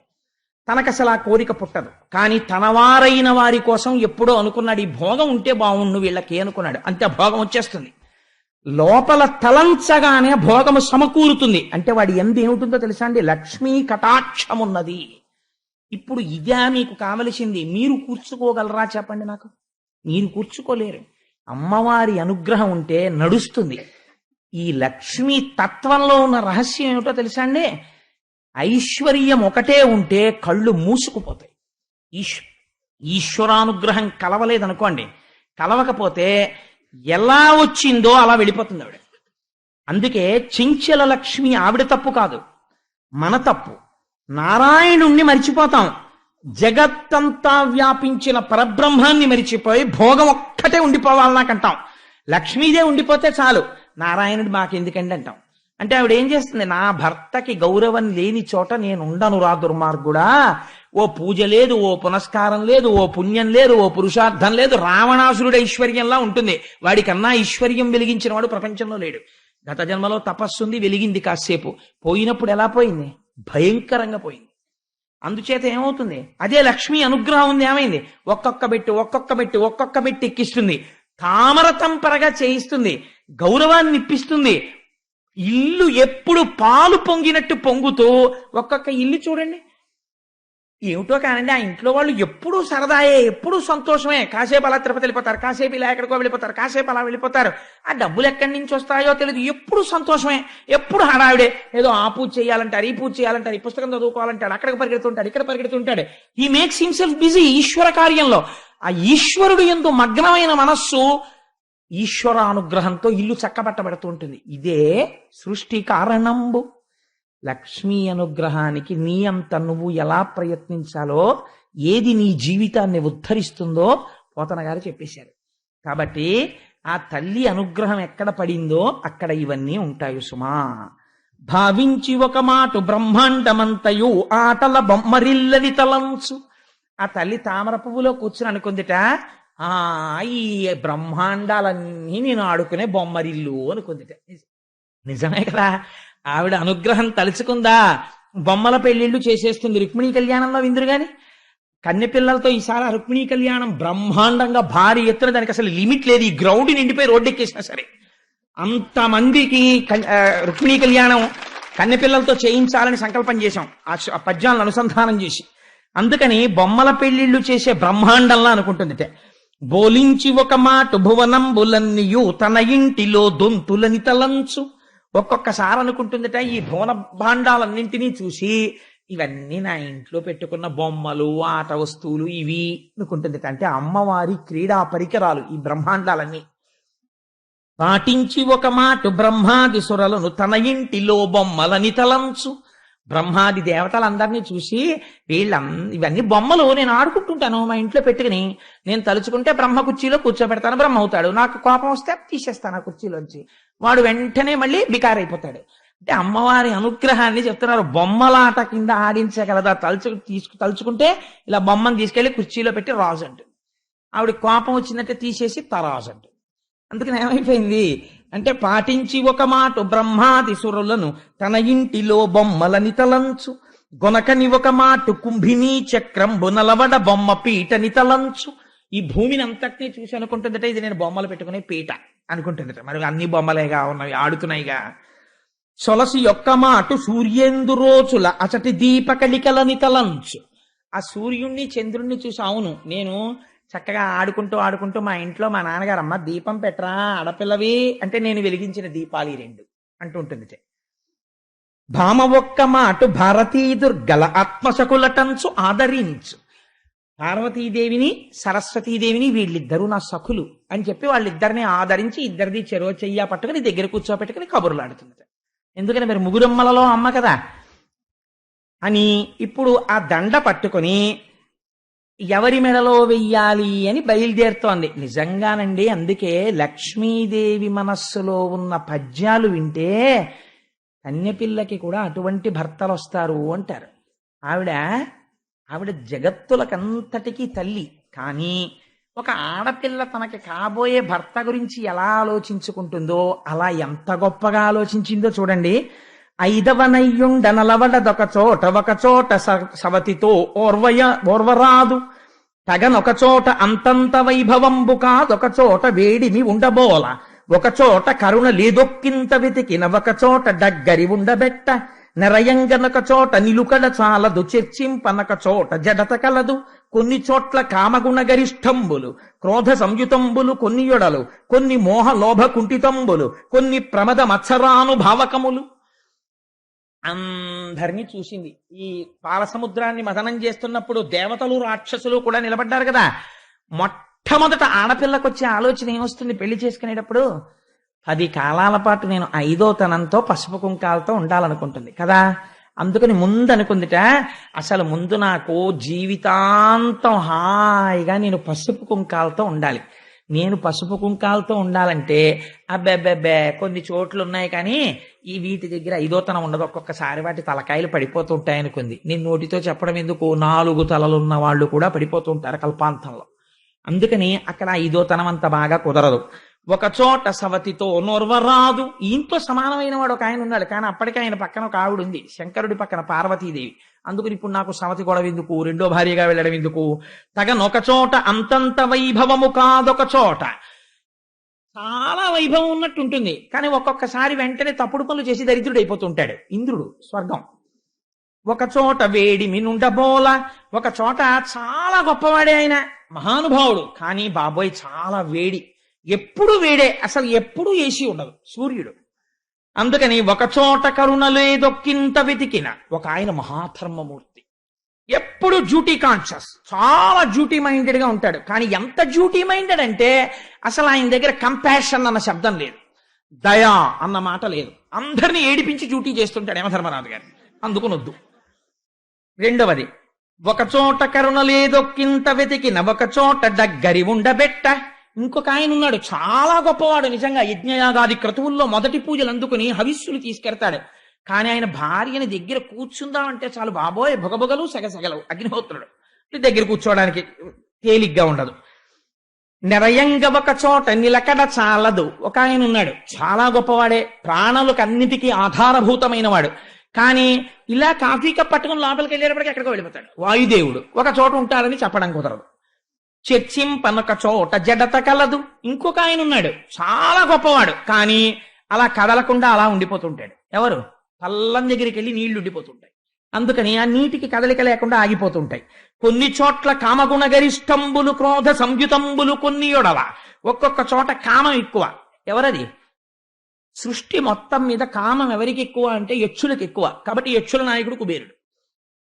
వక్షులకి ఆకలి ఎక్కువ, యక్షులకి గంధర్వులకు కామం ఎక్కువ, అలాగే ఆ పాములకి భయం ఎక్కువ.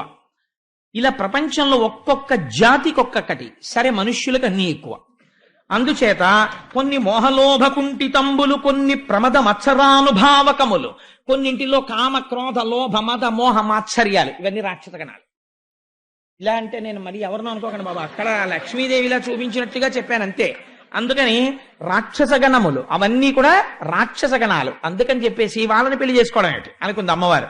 కాబట్టి ఇప్పుడు ఎవరిని వివాహం చేసుకోవాలి అంటే, అమర ముత్తైదువనై ఉండవచ్చును వరుసకు సవతులు ఎవరు లేరు, వెలయంగ అశ్రాంత విభవమీతని ఇల్లు శృంగార చందన శీతలుండు, కలగ నిన్నడు శుద్ధ కారుణ్యమయమూర్తి విమలుండు గదిసి సేవించవచ్చు, నిరినాడి తిరుగడు నిలకడ కలవాడు సకల కార్యములందు జడత లేదు, సాధురక్షకుండు షడ్వర్గరహితుండు నాథుడయ్యనేని నడపనోపు, ఇతడే భర్తయనచు ఇంటి సరోజాక్షు పుష్పదామకమున పూజ చేసే. ఆ కర్ణ నారాయణుడి వంక చూసింది. చూసి ఈయన మెడలో వరమాల వేస్తే సవతి పోరుండదు, ఈయన పడిపోవడం ఉండదు, కాబట్టి పూర్తిగా పసుపు కుంకాలు ఉంటాయి హాయిగాను.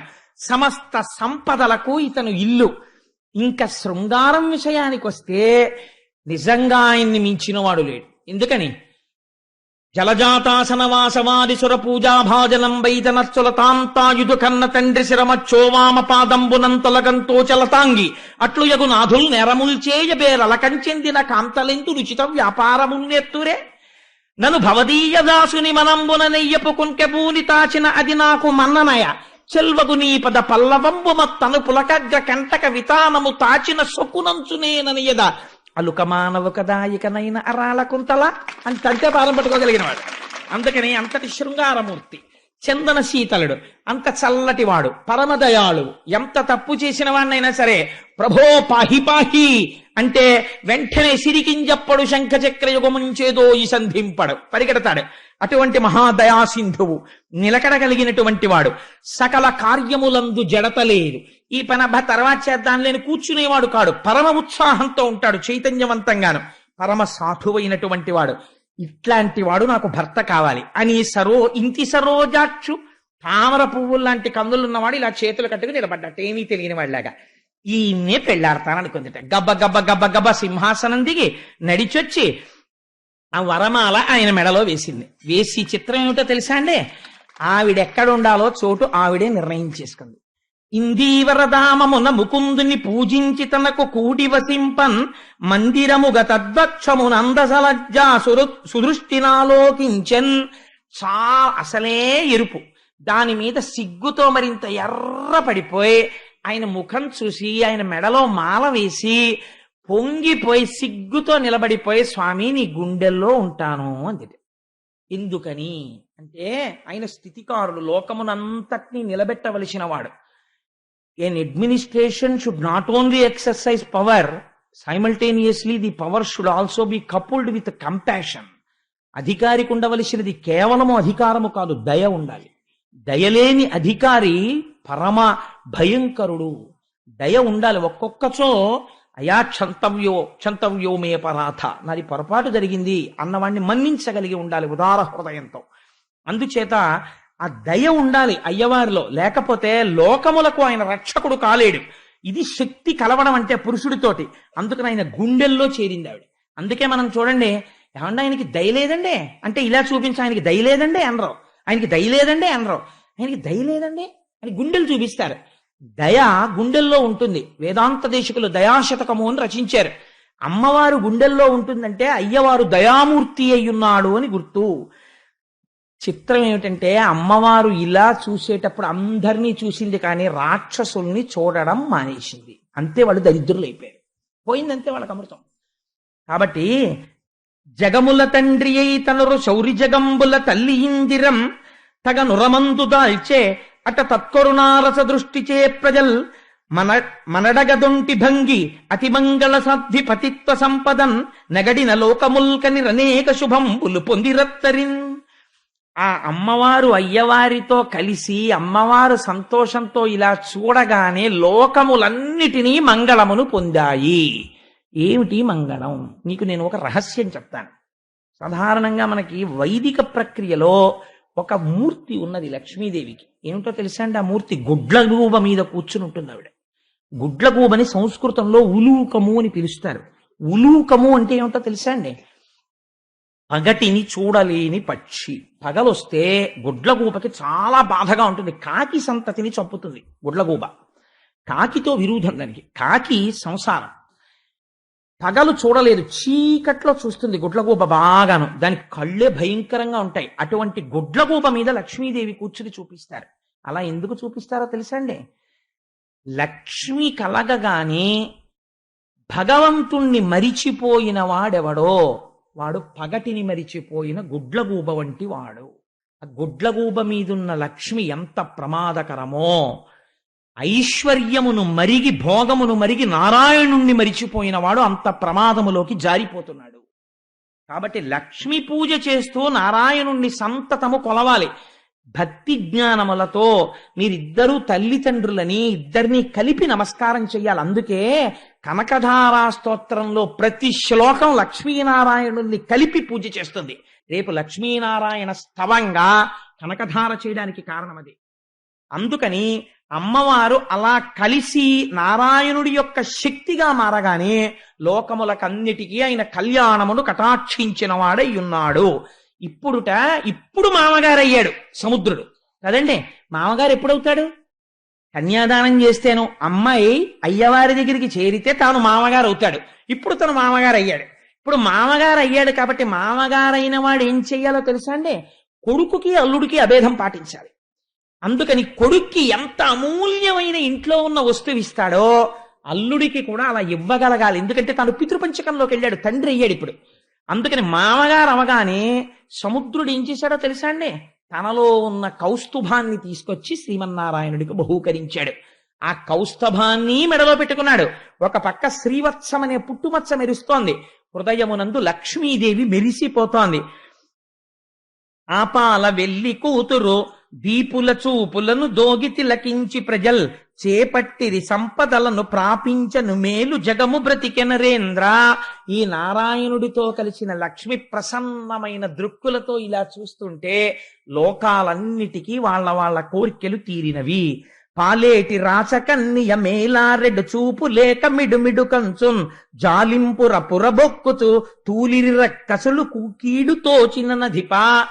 లక్ష్మీదేవి చూపు రాక్షసుల మీద మాత్రం పడలేదు. దానివల్ల ఏమైంది? వాళ్ళకి కీడు ప్రారంభమైపోయింది. అమ్మవారి యొక్క అనుగ్రహమునకు కారణమేమి? అమ్మవారి చూపే కారణము. అందుకే అమ్మవారిని మీనాక్షి అని పిలుస్తారు. మీనాక్షి అంటే చాప ఒక పని చేస్తుంది. ఆడచాప నీటిలో ఉండగా చాప పిల్లలు ఎదురుగుండా వచ్చి అమ్మతో అంటాయి, అమ్మా ఆకలేస్తోందమ్మా అంటాయి. అంటే చాపకి స్తన్యం ఇవ్వడం ఉండదు. అది ఏం చేస్తుందంటే చాప పిల్లలన్నిటి వంక పరమదయతో ఒకసారి అలా చూస్తుంది. ఇది తాబేలు చేస్తుంది, చాప చేస్తుంది. పరమ సంతోషంగా ప్రీతితో చూస్తుంది. చూడగానే వెంటనే చాప పిల్లలకి కడుపు నిండిపోతుంది. ఇలా చెయ్యగలిగిన శక్తి ఒక్క చాపకుంది. అందుకే అమ్మవారికి మీనాక్షి అని పేరు. మీరు ఒక్క స్తోత్రం సంతోషంగా చేస్తే అమ్మ పరమ సంతోషంతో ఇలా చూస్తుంది. అది చూడగానే మీ కోరికలు తీరిపోతాయి. అంతే అంతే. అమ్మవారు చూడ్డానికి ఏం చేయాలి? అమ్మా అని ప్రీతిగా పిలవాలి. కాయిక కైంకర్యంగా పూజ చెయ్యాలి. కనకధార స్తోత్రాన్ని అనుసంధానం చేయాలి. అందుకే రేపు పూజతో కనకధార అనుసంధానం చేయడానికి కారణం అది. సరే, ఇంత అద్భుతంగా పాలేటి రాసకన్య, ఎంత గొప్ప మాట అన్నారో చూడండి. ఆ పాల సముద్రం అనబడేటటువంటి రాజు యొక్క కూతురైనటువంటి లక్ష్మీదేవిని పొంది శ్రీమన్నారాయణుడు తరించాడు. కన్యాదానం చేసి సముద్రుడు తరించాడు. అమ్మవారి యొక్క అనుగ్రహాన్ని పొంది ఇంద్రుడు తరించాడు. ఇప్పుడు ఇంద్రుడికి రాజ్యం రాబోతోంది. రాక్షసులకి వచ్చిన రాజ్యం జారిపోబోతోంది. కీడు ఎలా తోచింది? కీడుకి ఫలితమేమి? మీరు విందురు గాని కీడుకి ఐశ్వర్యం పోయే ముందు మొదట ఏముంటుందో తెలుసా అండి? దెబ్బలాటలు వస్తాయి. అందుకే ఇంట్లో మాట్లాడుకునేటప్పుడు ఎప్పుడు పరమప్రసన్నంగా మాట్లాడుకోవాలి. అందుకే మంగళసూత్రం కట్టించేటప్పుడు ఇక్కడే కట్టిస్తారు తప్ప మంగళసూత్రాన్ని ఏమండే ఎప్పటి నుంచో ఇక్కడ కడుతున్నారు మంగళసూత్రం ముళ్ళేసి, ఏమిటండి ఎప్పుడు మంగళసూత్రం అలాగేనేంటి, మేము సరదాగా మోడల్ మార్చి నడుము కట్టించుకుంటాం అన్నారు అనుకోండి. కుదరదు, అలా కట్టించకూడదు. మంగళసూత్రం ఎప్పుడు ఇక్కడే కట్టాలి. ఇక్కడ ఎందుకు కడతారు చెప్పండి? అక్కడే ఎందుకు పెట్టారు మంగళసూత్రం? ఇక్కడే ఎందుకు కట్టాలి? మంగళసూత్రాన్ని ఇక్కడ కట్టించుకుంటాం, రక్షాబంధనం కట్టినట్టు ఇక్కడ కట్టించుకుంటాం.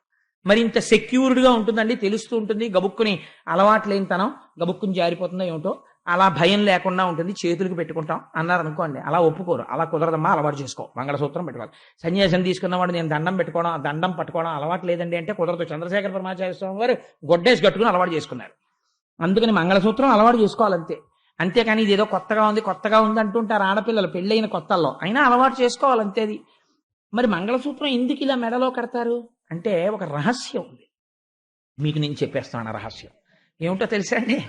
ఇక్కడ ఏముంటాయి? జ్ఞానేంద్రియాలు ఉంటాయి. కళ్ళు, ముక్కు, చెవులు, నాలుక, మేధస్సు, బుద్ధి, నిర్ణయాలు చేసేవంతా ఇక్కడ ఉంటుంది శక్తి.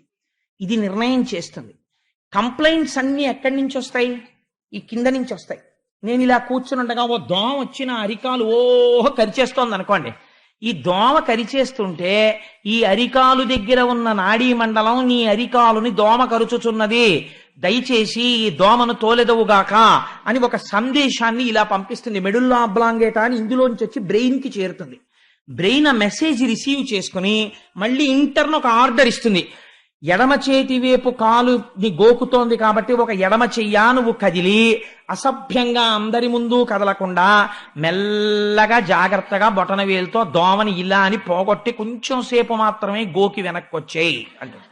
కాబట్టి బొటన వేలు ఇలా వెళ్ళి అది తీర్చేస్తుంది. ఇప్పుడు ప్రధానంగా ఈ క్రిందనున్నటువంటి శరీరానికి సంబంధించినటువంటి సమస్యలన్నీ ఎందులోంచి ఎడతాయి? ఇందులోంచి వెళ్ళి ఇక్కడికి ఎడతాయి. ఇక్కడి నుంచి వచ్చిన ఆదేశాలన్నీ ఎక్కడి నుంచి ఎడతాయి? ఇందులోంచి కిందకెడతాయి. కాబట్టి ఇది ప్రధానం. దీన్ని ఈ కిందనంతటిని ఇది కలుపుతూ ఉంటుంది. ఇది చెప్పిన మాటని ఇది ఎప్పుడూ కాదందు. ఎడం చెయ్యి గోకు అందనుకోండి, అస్తమానం నాకే పని చెప్తారండి, ఆ దోమలు కూడా ఇట్టే కుడతాయేంటి, ఆ కుడి చేయికి అందుతుంది దాని గోకమనండి అంద ఎప్పుడూను ఎడం చేయి గోకుతుంది అంతే. అంతేకాని ఎప్పుడు దెబ్బలాడదు. అందుకే బుద్ధి స్థానము పెద్దవాణ్ణే పెళ్లి చెయ్యాలి. అందుకే ఆడపిల్ల పెద్దదైతే ఆయుక్షీణం అంటారు. పెద్ద పిల్లని చెయ్యరు, చిన్న పిల్లని చేస్తారు. ఎందుకో తెలుసా అండి? చిన్న పిల్ల అంటే మాట వినే పిల్ల. ఇంకా ఈయనకున్న పరువము, ఈయనకున్న బుద్ధి నైపుణ్యము ఆవిడకుండదు. భార్యకి సమస్య ఉండొచ్చు, కానీ మీ మొహం మీకేం తెలుసు, మొన్న అలాగే చేసి వచ్చారు, తగలబెట్టారు, మా అన్నయ్యని అడగండి అనకూడదు. ఏమండి చూసారా, మీరు పాపం మంచివారు, మీకు అంత బాగా ఇంకాను ఆ మంచితనం మీ మేధస్సుని కప్పేస్తుంది. తొందరగా అవతల వాళ్ళకి సంప్రీతి పొందుతారు. మా తమ్ముడు ఘటికుడు, వాడిని ఒకసారి సంప్రదించండి అని మంచిగా చెప్పాలి. అందుకని ఈయన ఒక నిర్ణయం చేశాడనుకోండి, ఇది వినాలి. ఇది వినకపోతే అసలు దీని శరీరం అనరు, ఇక్కడే కొట్టేసుకుంటుంటాయి. ఈ చెయ్యికి ఈ చెయ్యి మీద కోపం వచ్చి, ఈ చెయ్యికి ఈ చెయ్యి మీద కోపం వచ్చి కొట్టేసుకుంటాయి అనుకోండి. చూసిన వాడు పిచ్చాడండి అంటారు. ఈ రెండు చేతులే ఉన్నా, ఈ చెయ్యికి ఎప్పుడన్నా దెబ్బలాట వచ్చి రెండు చేతులు కొట్టేసుకుని పోలీస్ స్టేషన్ లో కంప్లైంట్ ఇచ్చిన వాడిని మీరు ఎక్కడన్నా చూసారా? కొట్టుకోవు. ఎందుకు కొట్టుకోవు అంటే, రెండున్న ఈ కాలునో ఈ కన్నునో అలా ఏం కొట్టేసుకోవు.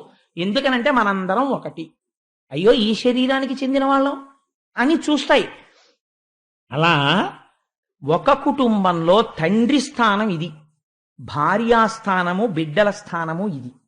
సమస్య ఉండొచ్చు, కానీ ఆ ఇంట్లో ఎలా ఉండాలంటే శరీరమునందు ఏకత్వం ఉన్నట్టు, దీని ఆలోచనలు ఇది మన్నించినట్టు నీవు కూడా విని నీ ఇంటిని ప్రశాంతముగా ఉంచుకుందువుగాక. ఇన్ని సమస్యలో ఇలా పెడుతున్నాయి, ఇన్ని ఆర్డర్సో కిందకెడుతున్నాయి, ఒక్కటి పైకి వినపడుతోందా? ఇల్లు అలా ఉండాలి. ఇల్లాలు నోరు పైకి వినపడకూడదు, అంత అందంగా ఉండాలి చక్క పెట్టడం. ఇల్లాలి సమర్థతే ఇంటి ఐశ్వర్యానికి కారణమవుతుంది. అటువంటి ఐశ్వర్యం ఎక్కడి నుంచి వస్తోంది? ఇల్లాలిలోంచి వస్తోంది. అందుకని ఇది మంగళసూత్రము. ఇలా వినబడేటట్టు మా ఇల్లు ఉండుగాక. ఇంట్లో అరుపులు కేకలు, లేచిన దగ్గర నుంచి దెబ్బలాట్లు కేకలు, పిల్లలు తండ్రి మీద, తండ్రి పిల్లల మీద, వాడు ఈ ఛానల్ పెడతానని వీడు ఈ ఛానల్ పెడతాడని రిమోట్ కంట్రోల్ విసిరేసి, ఈయన కాఫీ విసిరేసి, ఆవిడేమో స్టవ్ ఆర్పేసి పని పిల్ల మీద కేకలేసేసి, పని వాళ్ళు యజమాని మీద కేకలేసేసి, నా అల్లరి. దీనికి తోడు ఇంట్లో జంతువులు, ఇదంతా కూడా పెరిగిపోయాయి అనుకోండి, ఇంకా ఆ ఇల్లు ఇల్లులా ఉండదు. ఎక్కడుంటుందండి? లక్ష్మీదేవి పారిపోతున్నాయి ఇంట్లోంచి, దరిద్రం వచ్చేస్తుంది. కాబట్టి ఎందువల్ల లక్ష్మి ఉంటుందో, ఇల్లు ఎలా ఉండాలో మనకి చూపిస్తోంది లక్ష్మీ కళ్యాణ వైభవం. అందుచేత మహానుభావుడు కౌస్తభాన్ని ఇస్తే దాన్ని ధరించి శ్రీమన్నారాయణుడు లక్ష్మీ సహితుడయ్యాడు. అయితే మీరు ఒక్క మాట నేను మనవి చేస్తాను. ఈ లక్ష్మీ కళ్యాణ ఘట్టం అన్నదాన్ని నేనైతే అనుకుంటున్నాను, అసలు ఇంట్లో ఉన్నటువంటి స్త్రీలు, పురుషులు చదివితే చాలా మంచిదే, వాళ్ళకి ఎప్పుడో అప్పుడు సమయం ఉంటుంది కాబట్టి అసలు ఈ లక్ష్మీ కళ్యాణ ఘట్టం అనేటటువంటి దాన్ని చదువుకుంటూ ఉండాలి, కనీసం ఆ లక్ష్మీ ఆవిర్భావం దగ్గర నుంచి. కానీ ఏమండి, పద్యాలు మేము చదువుకోలేం కదా, ఇవన్నీ ఎలా కొరుకుడు పడతాయి ఇన్ని పద్యాలు అని అనుకున్న వాళ్ళ కోసం నేను ఎప్పుడో ఒక దశాబ్దమో 2 దశాబ్దాల క్రితమో ఒక మహాపురుషుడు భాగవతంలో ఎలా ఉందో అలా యథాతథమైనటువంటి లక్ష్మీ కళ్యాణ ద్విపద రచన చేశారు ఒక ఆయన. ఆ ద్విపద ఎంత గొప్పగా రచించారంటే, అది చదువుకోవడానికి 5వ క్లాస్ పాస్ అయితే చాలు. మీరు రోజు ఇంట్లో లక్ష్మీ కళ్యాణం చదువుతుంటే ఇల్లు లక్ష్మీ నివాసమై ఉంటుంది. అటువంటి ద్విపద మీకు ఒక్కసారి మనవి చేస్తాను. ఆయన యొక్క రచన వైశిష్ట్యాన్ని మీరు పరిశీలన చెయ్యండి, ఎంత అందంగా రచించారో దాన్ని వినండి ఒక్కసారి. పాలమున్నీటిలో పడవంపులతగా పసివెన్న ముద్దగా ప్రభవంబునుంది, కలుములు వెదజల్లు కలికి చూపులకు మరులంది మధువుకై మక్షికలట్లు, ముక్కోటి వేల్పులు ముసురుకొనంగా తలపులో చర్చించి తగ నిరసించి, అఖిలలో కాధారు నిగమ సంచారు నతజన మందారు నందకుమారు, వలచివరించిన వరలక్ష్మి గాథ సకల పాపహరంబు సంపత్కరంబు. ఇది వివరించక్కర్లేదు కదండి, మీకు అర్థమైపోతోంది. పాలసముద్రంలోంచి పుట్టినటువంటి లక్ష్మీదేవిని చూడగానే మరులు పొంది మధువుకై మచ్చికలట్లు తేనె కోసం ఈగలు వాలినట్టు లక్ష్మీదేవి వంక చూస్తుంటే తాను మాత్రం శ్రీమన్నారాయణుని మెడలో వరమాల వేసిన లక్ష్మీదేవి యొక్క కళ్యాణ ఘట్టాన్ని ఎవరు చదువుతున్నారో వారికి సకల పాపహరంబు సంపత్కరంబు, వారికి పాపములు పోయి సంపత్తి కలుగుతోంది. ఘనమంతరాద్రిని కవ్వంబుగాను వాసుకిత్రాడుగా వరలంగ చేసి అమృతంబు కాంక్షించి అసురులు సురలు చిలుకంగ చిలుకంగ క్షీరసాగరము పరమపావనమైన బారసినాడు మెలుగారు తొలకరి మెరుపుల తిప్ప ఒయ్యారముల లప్ప ఒప్పుల కుప్ప చిన్నారి పొన్నారి శ్రీ మహాదేవి అష్టదళాబ్జమందావిర్భవించే. మీకు అర్థమవుతోంది అనుకుంటున్నాను. పాలసముద్రంలో మందరగిరికి వాసుకిని పెట్టి తిప్పుతుంటే అందులోంచి అష్టదళ పద్మంలోంచి లక్ష్మీదేవి ఆవిర్భవించింది. నింగిని తాకెడు నిద్దం పుటలలు తూగుటుయ్యాలలై తుంపెసలారా బాలతా నటుతూగ పద్మమ్ము ఛాయ కన్నెతా నిటుతూగ కలువ పూచాయ అటు తూగి ఇటు తూగి అపరంజి ముద్ద వీక్షించుచుండగా వెదురు మోసట్లు పెరిగి పిండిలి ఈడు పిల్లయ్యనంతా. ఆ తల్లి పుట్టి పుట్టగానే పాలసముద్రంలో కెరటాలు ఇలా ఇలా వెడుతుంటే ఉయ్యాలలో ఊగుతున్నట్టుగా ఊగుతోందిట. అటు ఊగినప్పుడు కలువ పూఛాయ, ఇటు ఊగినప్పుడు తామర పూఛాయ, అటువంటి ఛాయతో మెరిసిపోతోందిట అమ్మవారు. కల్పద్రుమంబున కలికలంబోలి తనువున పులకలు దట్టమైదిగుడా బారజాచి ప్రమోద భాష్పముల్ రాల. కల్పవృక్షం ఎంత సంతోషపడిపోతుందో అలా తన కడుపున పుట్టినటువంటి కూతుర్ని చూసుకుని పాలసముద్రుడు పొంగిపోయాట ఆడపిల్లని చూసుకుని. ఆడపిల్ల పుడితే 7 తరాలు తరింపచేయగలిగినటువంటి పిల్ల పుట్టిందని తండ్రి అలా పొంగిపోతాట. అందుకని ఆయన అన్నట్ట, రావమ్మ భాగ్యాల రాసి రావమ్మ రావమ్మ ఇందిరా రమణి రావమ్మ లోకశోకము బాపులో లాక్షివీవు నాకు కూతురు వౌట నా పుణ్యమమ్మ అంచు మురిసిపోయి అంబుధిస్వామి ఉప్పొంగి ఉప్పొంగి ఉప్పరంబంటే. అంబుధిస్వామి అంటే సముద్రం. అమ్మా, లోకుల కష్టాలు తీర్చే లక్ష్మివి నా కడుపున పుట్టావమ్మా, అంటే వేరొకరి ఇంటికి లక్ష్మిగా నేను కన్యాదానం చేయగలను, ఆడపిల్లవి పుట్టావని పొంగిపోయి అంబుధిస్వామి ఆకాశం అంటే సముద్రం ఆకాశాన్ని అంటుకుందిట. అంత సంతోషపడిపోయట. సఖియను మంగళ స్నానమాడింప వాసవుండర్పించ వజ్రపీఠమ్ము. భాగవతంలోంచి యథాతథంగా చెప్పేస్తున్నారు చూడండి. సఖియను మంగళ స్నానమాడింప వాసవుండర్పించ వజ్రపీఠమ్ము పూతన దీజలా పూర్ణ పుణ్యాహ కలశాలతోడ దిగ్గజములవ్వేళ జలజాత గంధికి జలకమ్ములార్చే బంగారు సరి గంచు పట్టు పుట్టమ్ము కట్టంగ సుతకిచ్చ కలశవారాశి. అంటే సముద్రుడు పట్టు పుట్టాన్ని తెచ్చిచ్చాడు కట్టుకోమని. వెలలేని నగలిచ్చే విశ్వకర్ముండు రాజీవముఖులైన రంభాదులంతా కురులునున్నగతువ్వి కుప్పెలు పెట్టి కీల్జడ సవరించి కింజల్క ధూళి చెదరని క్రొవ్విరుల్ చిక్కగ ముడిచి కలల పుట్టిన ఇండ్లు కన్నుదమ్ములకు కమ్మని కవ్రంపు కాటుక దిద్ది వెన్నెల తేటయౌ వెడదమో మునకు గుమ్మడి విత్తంత కుంకుమ పెట్టి. రంభాదులు వచ్చారట. వచ్చి అమ్మవారి యొక్క కేశపాశాన్నంతటినీ దువ్వి చక్కగా జడేసి పూలు పెట్టి అమ్మవారి కన్ను యొక్క కింది భాగాన్ని వేలుతో ఇలా కిందకి లాగి అందమైన కాటుక తీసి అమ్మవారి యొక్క కన్నుకి అలా వేలుతో కాటుక పెట్టేట. పెట్టి గుమ్మడి విత్తనమంత కస్తూరి బొట్టు అమ్మవారి యొక్క లలాటమునందు అలంకారం చేశారట. అత్తరు జవ్వాజి అగరు చందనము హత్తించి తనువల్లె కామె ముందటను నిలువుటద్దంపును నిలిపిరంతటను. అమ్మవారికి ఒంటికి కస్తూరి జవ్వాజి ఇలాంటివన్నీ రాసి నిలువుటద్దం తీసుకొచ్చి ఆవిడ ముందు పెట్టారట. చూసుకోమ్మా ఎంత అందంగా ఉన్నావో అని. నిజంగా మహానుభావుడు పోతన గారు ఎలా దర్శించారో ఈ రచన చేసినటువంటి ముదివర్తి కొండమాచారుల వారు అలా దర్శనం చేశారండి. ఆడపిల్ల సాధారణంగా అంత అలంకారం చేసేసి చూసుకో అమ్మా అని అద్దం పెడితే వెంటనే ఒక పని చేస్తారు, ఓసారి ఇలా అనుకుంటారు. అలా ఆయన ఎంత దర్శనం చేశారో చూడండి. కనురూపు శ్రీ లక్ష్మి దర్పణం వందు కనుబొమ్మ నిక్కగా కనుగొని నవ్వి సింహాసనము డిగ్గి చెంగల్వదండ చేదాల్చి అచ్చరల్ చేరి కొల్వంగా కుచ్చెళ్ళు మీ గాళ్ళు గునిసియాడంగా గరుడ గంధర్వ రాక్షస యక్ష దివిజ సంగ మధ్యమునకు సరుగున వచ్చే. ఆ చేతిలో చెంగల్వ పూలదండ పట్టుకుని ఆ యక్ష రాక్షస కిన్నెర కింపురుష గణాల మధ్యలోకి లక్ష్మీదేవి వచ్చిందిట.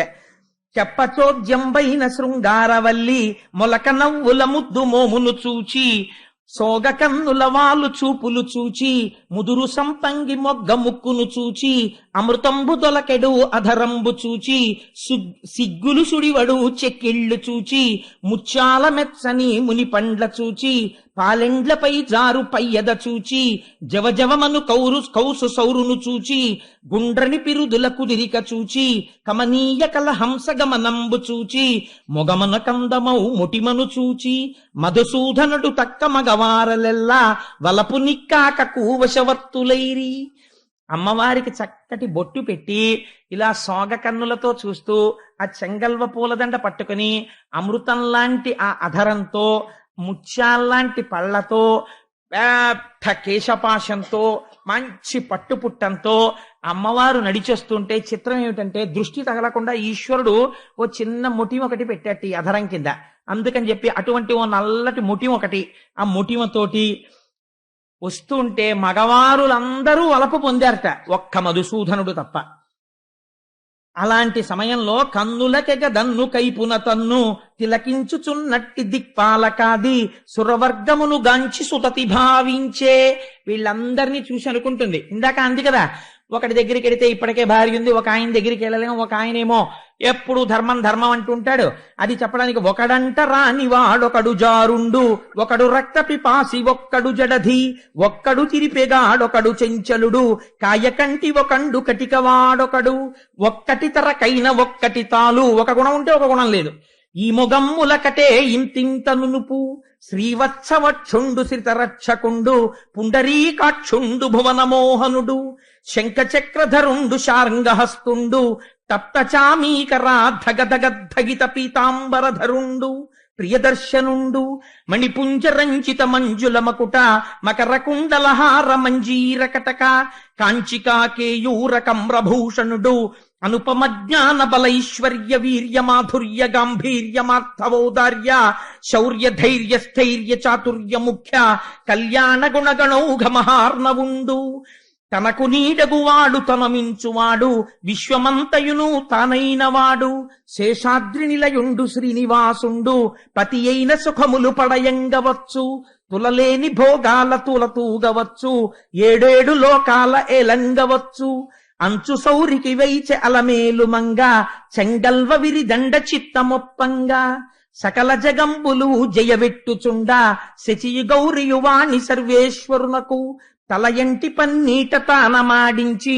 మరి నారాయణుడికి కూడా మంగళ స్నానం చేయించాలి కదా, అందుకని శచీదేవి సరస్వతీదేవి పార్వతీదేవి కలిసి ఆయనకి మంగళ స్నానం చేయించారట. తడియొత్తి వేణుపత్రములంత చేసిన మంబులను దిద్దిన వభూషణముల గైసే యది విజవర్గంబులు కొలువా, కదలనై రావణ గజముపై స్వామి. ఆయనకి తలస్నానం చేయించి తువ్వాలు పెట్టి చక్కగా తల జుత్తంతా ఒత్తేసి మళ్ళీ చక్కగా దువ్వేసి కిరీటం పెట్టేసి ఊర్ధ్వపుండ్రాలు పెట్టేసి స్వామివారిని ఐరావణ ఆ రావణ వాహనం మీద తీసుకుని వెళ్ళారట సభలోకి. తీసుకెళితే కేశవాయంచును కీరముల్ పలుక, నారాయణాయంచు నమళులు పలుక, మాధవాయంచును మధుపముల్ పలుక, గోవిందయనచును కోయిలల్ పలుక, తైతక్క ధిమితక్క తద్ధిమితకిట జండుత తక జండుత జండుత ఎటంచు అచ్చరి విరి బోనులాడి పాడంగా, ముత్తైదువలు శేషముత్యాలు చల్ల చల్లగా వెంచేయు జలదవర్ణునకు, అగ్రంబునన్ వేద ఆమ్నాయ ఘోష వెనుక మంత్రధ్వని వినువీధి ముట్టే. ఆ నారాయణుడు నడిచొస్తుంటే నారాయణ కేశవ గోవింద అంటుంటే ముందు మహర్షులు వేదం జరుగుతుంటే వెనక ఉపనిషత్ మంత్రాలు వల్లిస్తుంటే సభామంటపంలోకి వచ్చేట. అది వచ్చ ఇది వచ్చ అల్లుడటంచు మామగారెదురేగి మధుపర్కమిచ్చే, పందిటిలోనికి పట్టితో తెచ్చే పుణ్యతీర్థంబులు ప్రోక్షించి ఋషులు, మంగళాశాసన మంగళం మిడగా, కమల చేతికి చెక్కి కట్టె కంకణము దివ్య శంఖంబులు తిరుచిన్నములును, వేణుమర్దల రుద్రవీణలు మొరయ తలవంచి కూర్చున్న తన్వి కంఠమున మధువైరి గీలించ మాంగల్యమపుడు. చక్కగా తల వంచ కూర్చున్న లక్ష్మీదేవి మెడలో లేచి నిలబడి వంగి జాగ్రత్తగా మహర్షులు చెప్తున్న మంత్రములకు అనుగుణంగా వీడియో పిచ్చ లేకుండా కట్టేట మంగళసూత్రాన్ని నారాయణుడు ఆ రోజున. అందుచేత అలా మంగళసూత్రం కడితే ఆ చేతుల తల బ్రాలు చేకొని కూడా పోయగా వెనుకాడు పువ్వు బోని ముందు శిరము వంచిన ఎట్టు శ్రీధరు చూచి లక్ష్మీదేవి చేతిలో తలంబ్రాలు పట్టుకుని కూడా అయ్య బాబోయ్ ఆయనేమో ఇంత ఎత్తున్నారు, ఇలా చేతులు ఎత్తి ఎలా పొయ్యడమని కొంచెం శంకతో సిగ్గుపడుతూ అలా పట్టుకుని ఉండిపోయింది తలంబ్రాలు. ఉండిపోతే ఇంతటి శ్రీమన్నారాయణుడు ఎవ్వరి దగ్గర తల వంచనివాడు, అందరికీ అన్నిటినీ కూర్చేవాడు, ఇంత లక్ష్మీదేవిని ఎదురుగుండా చూసేటప్పటికి పొంగిపోయి మావిడితో తలంబ్రాలు పోయించుకోవాలని ఇలా తలంచేసేట. వంచేస్తే పకపక నవ్విరి పల్లవాధరులు 14 భువనమిల్ పాలించునట్టి చల్లని విభునకు జయమంగళంబు. మా తల్లితో మా అక్షతలు పోయించుకోవడానికి, తలంబ్రాలు పోయించుకోవడానికి తల వంచిన నా స్వామి ఔదార్యానికి జయమంగళం అని ఆ రోజున అక్కడ ఉన్న వాళ్ళందరూ మంగళం చెప్పారట. చల్లని విభునకు జయమంగళంబు పదము మోపిన చోట పసిడి పండించు చూడి కుత్తుకకు శుభమంగళంబు అంచు హారతులెత్తనంగనామణులు. రేపు మీరందరూ హారతులు ఎత్తుదురు గాని హారతులెత్తనంగనామణులు సాగె బువ్వము బంతి సంతోషముగను కలిత కంకణ జనాత్కారములెసగా కటక ఘలంఘలాత్కారముల్ పొసగా పిరుదులపై వేణి పింపిళ్ళు కూయ మొగమున తిలకంబు ముక్కున జార చిరు చెమ్మటల దోగి చెదరు గంధమ్ము ఘమఘమ వాసనల్ కృమరింపంగా చురుకు చూపుల కోపు చూపర గుండె పలువ చిచ్చుర గొల్పు వగలాడి ఒకటే కోడిగమ్మాడెను గోపాలునిట్లు. భోజనాలు పెడుతున్నారట. ఎంత గమ్మత్తుగా వర్ణించారో చూడండి. ఆ భోజనాలు పెట్టేటప్పుడు మగవాళ్ళు కాదు వడ్డనలు చెయ్యవలసింది, అమ్మతనం. ఆడవాళ్ళు ఎలాంటి వాళ్ళు వడ్డించారట. చక్కగా పట్టు చీరలు కట్టుకుని ఆ చీరలు ఇలా తీసి ఇలా దోపుకుని కొంచెం ఇలా చీర తీసి కుచ్చిళ్ళు పైకెట్టుకుని ఆ చేతుల నిండా గాజులేసుకుని మంచి బొట్టు పెట్టుకుని పువ్వులు పెట్టుకుని ఘుమఘుమలాడిపోయే సుగంధాలు ఒంటికి పూసుకుని పెళ్లి కదా వచ్చి కొంచెం పప్పు వేసుకోండి కొంచెం కూర వేసుకోండి అంటుంటే అంత పప్పు అక్కర్లేదమ్మా అంటే ఇలా కొరకొరా చూస్తుంటే ఏమిటో అడగడం అని అంత అక్కర్లేదన్నానమ్మా అంటే ఓ చిరునవ్వు నవ్వేస్తుంటే ఆ సువాసనలకి వాళ్ళని చూసి వీళ్ళు పొంగిపోయి 2 ముద్దలు తినేవాడు 6 ముద్దలు తింటుంటే అలా వడ్డించేస్తుంటే ఇంత కష్టం తెలియని ఆడవాళ్ళు కొంచెం చెమటలు పట్టేసి ఆ బొట్టు కరిగి కొద్దిగా ఇలా పడిపోతుంటే ఆ పమిట కొంగు ఇలా దోపుకున్న తీసొక్కసారి ఇలా ఇలా ఇలా హత్తుకుని చక్కగా పెళ్లిపీటల మీద ఇంకా కూర్చున్నటువంటి ఆ లక్ష్మీనారాయణుల్ని చూసి కోడిగమ్మాడెను కొమరిత యొక్కతే. ఒక ఆడపిల్ల చాలా గడుసుది గోపాలుణ్ణి చూసి ఇలా అందిట ఆయన్ని. ఆ పెళ్లి కొడుకుని చూసి హాయిగా కూర్చున్నాడు, చూడు ఎలా ఉన్నాడో అనుకుందో ఏమో ఆవిడ. పెళ్లి కొడుకుని ఆడపెళ్లి వారు ఆట పెట్టిస్తూ ఉంటారు కదా, అందుకని ఆవిడ ఆట పట్టించిందిట. ఏమందంటే మన పెండ్లి కొడుకెంతో మహనీయుడమ్మా మహిళలన్ వలపించు మంత్రగాడమ్మా మచ్చుమందులు చల్లి మది దోచకున్న కనివారినెవ్వరు కామింతురమ్మా. అయ్యో మన పెళ్లి కొడుకు ఎంత గొప్పవాడో తెలుసా, మత్తు మందు జల్లి ఆడవాళ్ళందరినీ వశం చేసుకుంటూ ఉంటాడు. మరి రాసలీల చేశాడు కదా, అందుకని వశం చేసుకుంటాడు. అలా చేసుకోకపోతే ఈయన అందానికే ఆడది పెళ్లి చేసుకుంటుంది, ఎంత నల్లగా ఉన్నాడో చూడండి అని. కరి అంటే కర్రిగా ఉన్నారంటారు చూసారా, కరివా నేనెవ్వరు కామింతురమ్మా. ఈ నల్లనాయని పెళ్లి చేసుకునేవాడు ఎవరందిటే సుఖియలు పోలీలు సొగుయవు గాని పురపుర మట్టిని బొక్కెడునంట. చెగోడీలు జంతికలు పెట్టికెళ్ళి అక్కడ పెట్టి తినరా అంటే అల్లుడా అంటే నాకు ఇలాంటివి పడవ మామగారు అని పెరట్లోకి వెళ్ళి మట్టి తింటాడు. అలవాటు కదా కృష్ణ భగవానుడుగా ఉన్నప్పుడు నోట్లో మట్టి పోసుకోవడం. అందుకని మన పెళ్లి కొడుకు ఎంత గొప్పవాడో తెలుసా, చెగోడీలు జంతికలు తిండమ్మా మట్టి తింటాడు. అందుకని పట్టె మంచము వేసి పమరింప పాముపై తాపోయి పవళించునంట. మామగారు అల్లుడు వచ్చాడు కదా అని మంచి పట్టె మంచం వేసి పరుపేసి అల్లుడు గారు పడుకోండి అంటే అబ్బాయి మంచం మీద నాకు అలవాటు లేదండి అని పాముక్కి పడుకుంటూ ఉంటాడు. శేషుడి మీద పడుకుంటాడు కదా మరి. అందుకని అంబారి ఏనుగు అవతల కంపి బుల్లిగద్ద మీద వయాలి కదలెడునంట. మంచి ఏనుగుని తీసుకొచ్చి అంబారీ ఏనుగు అక్కడ పెట్టి అయ్యా పెళ్లి కొడుకు గారు అల్లుడు గారు ఏనుగు ఎక్కి మా అమ్మాయితో కలిసి అలా పురవీధుల్లో తిరిగి రండంటే అబ్బెబ్బే నాకు ఏనుగు ఎందుకండి అని ఓ బొల్లిగద్దనెక్కి తిరుగుతుంటాడు. అంటే గరుత్మంతుడి మీద ఎక్కి తిరుగుతుంటాడని. వింత వేషములెన్నో వేసెడునంట రాసిక్యమిటిలుంచి రంగటులుంచి ఆకార సౌందర్యమరది అరయుదుమన్న కనులు చేతులు మోము కాళ్ళు మొత్తమ్ము తామర కలికి స్థానమ్ము సుమ్ము. అయ్యా పోన్లేండి, గుణాలు ఇంత గొప్పవైతేనే పిల్లాడు అందంగా ఉంటాడు అనుకుంటారేమో. అసలు తామర పువ్వులు పుట్టడానికి స్థానమైనది ఎంత బాగుంటుందో మా పెళ్లి కొడుకు అంత రంగులో ఉంటాడు. అంటే బురద నల్లగా ఉంటుంది కదండి, తామర పువ్వు పుట్టే బురద నల్లగా ఉంటుంది, అందుకని అంత నల్లగా ఉంటాడు పెళ్లి కొడుకని. అందుకని ఆకార సౌందర్యమరయుధమన్న కనులు చేతులు మోము కాళ్ళు మొత్తమ్ము తామర కలిమికి స్థానమ్ము సుమ్ము ఈ అంటూ మన బాలకెపుడంటకుండా తామర సిరి కల ధన్యాత్మునకును. అంటూ ముట్టుకోకండి అంటుంటారు కదా, అలా మన పిల్ల చూస్తే అంత ఎర్రగా ఉంటుంది, అంత మంచి పట్టు పుట్టం కట్టుకుని ఎన్ని హారాలు వేసుకుంటుంది. మన పెళ్లి కొడుకు చూడు లోపల బయట కూడా ఎంత గొప్పవాడు. అందుకని ఈ అంటు మన పిల్లకి అంటుకుంటుందో ఏమిటో. ఈ అంటు మన పిల్లకి అంటుకోకుండా ఉండాలంటే మరి పిల్లని చేసేసుకున్నాడు, తామర సిరిగలవాడు ఇప్పుడు.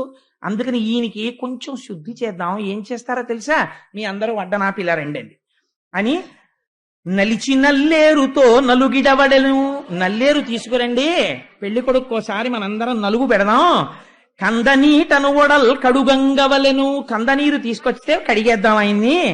గంధకలే పమ్ము కడుబు ఊయవలెను. గంధకం బాగా పేస్టులా చేసి ఈయనకి పూద్దాం. పూస్తే ఈ నలుపు విరిగిపోతుంది. వాడవాడల తిప్పి వదలంగవలెను. వాడవాడల తిప్పి వదిలేద్దాం. అంటే పెళ్లిళ్లలో సరదాగా ఉంటాయి కానీ ఒక చిన్న సరదా హాస్యం ఆడింది. ఆడితే ఈయన తరపున మాట్లాడే వాళ్ళు ఉండద్దండి, అందరూ అమ్మవారి తరపున ఉన్నారు అక్కడ. ఉండవలసిన ఆవిడే ఉంది ఆయనకి మాట్లాడడానికి. ఎవరు? నారాయణి. ఆయన ఎలా ఉంటాడో ఆవిడ అలా ఉంటుంది. ఆవిడ పరమశివుని భార్య, ఇప్పుడు చెల్లెలు. పెళ్లి కొడుకు పీటల మీద కూర్చున్న దగ్గర నుంచి ఆడపిల్లలు ఇలా వెనకాతలే ఉంటారు. వాళ్ళు అలా పుట్టినందుకు ఎంత పొంగిపోతారో మా తమ్ముడు అని.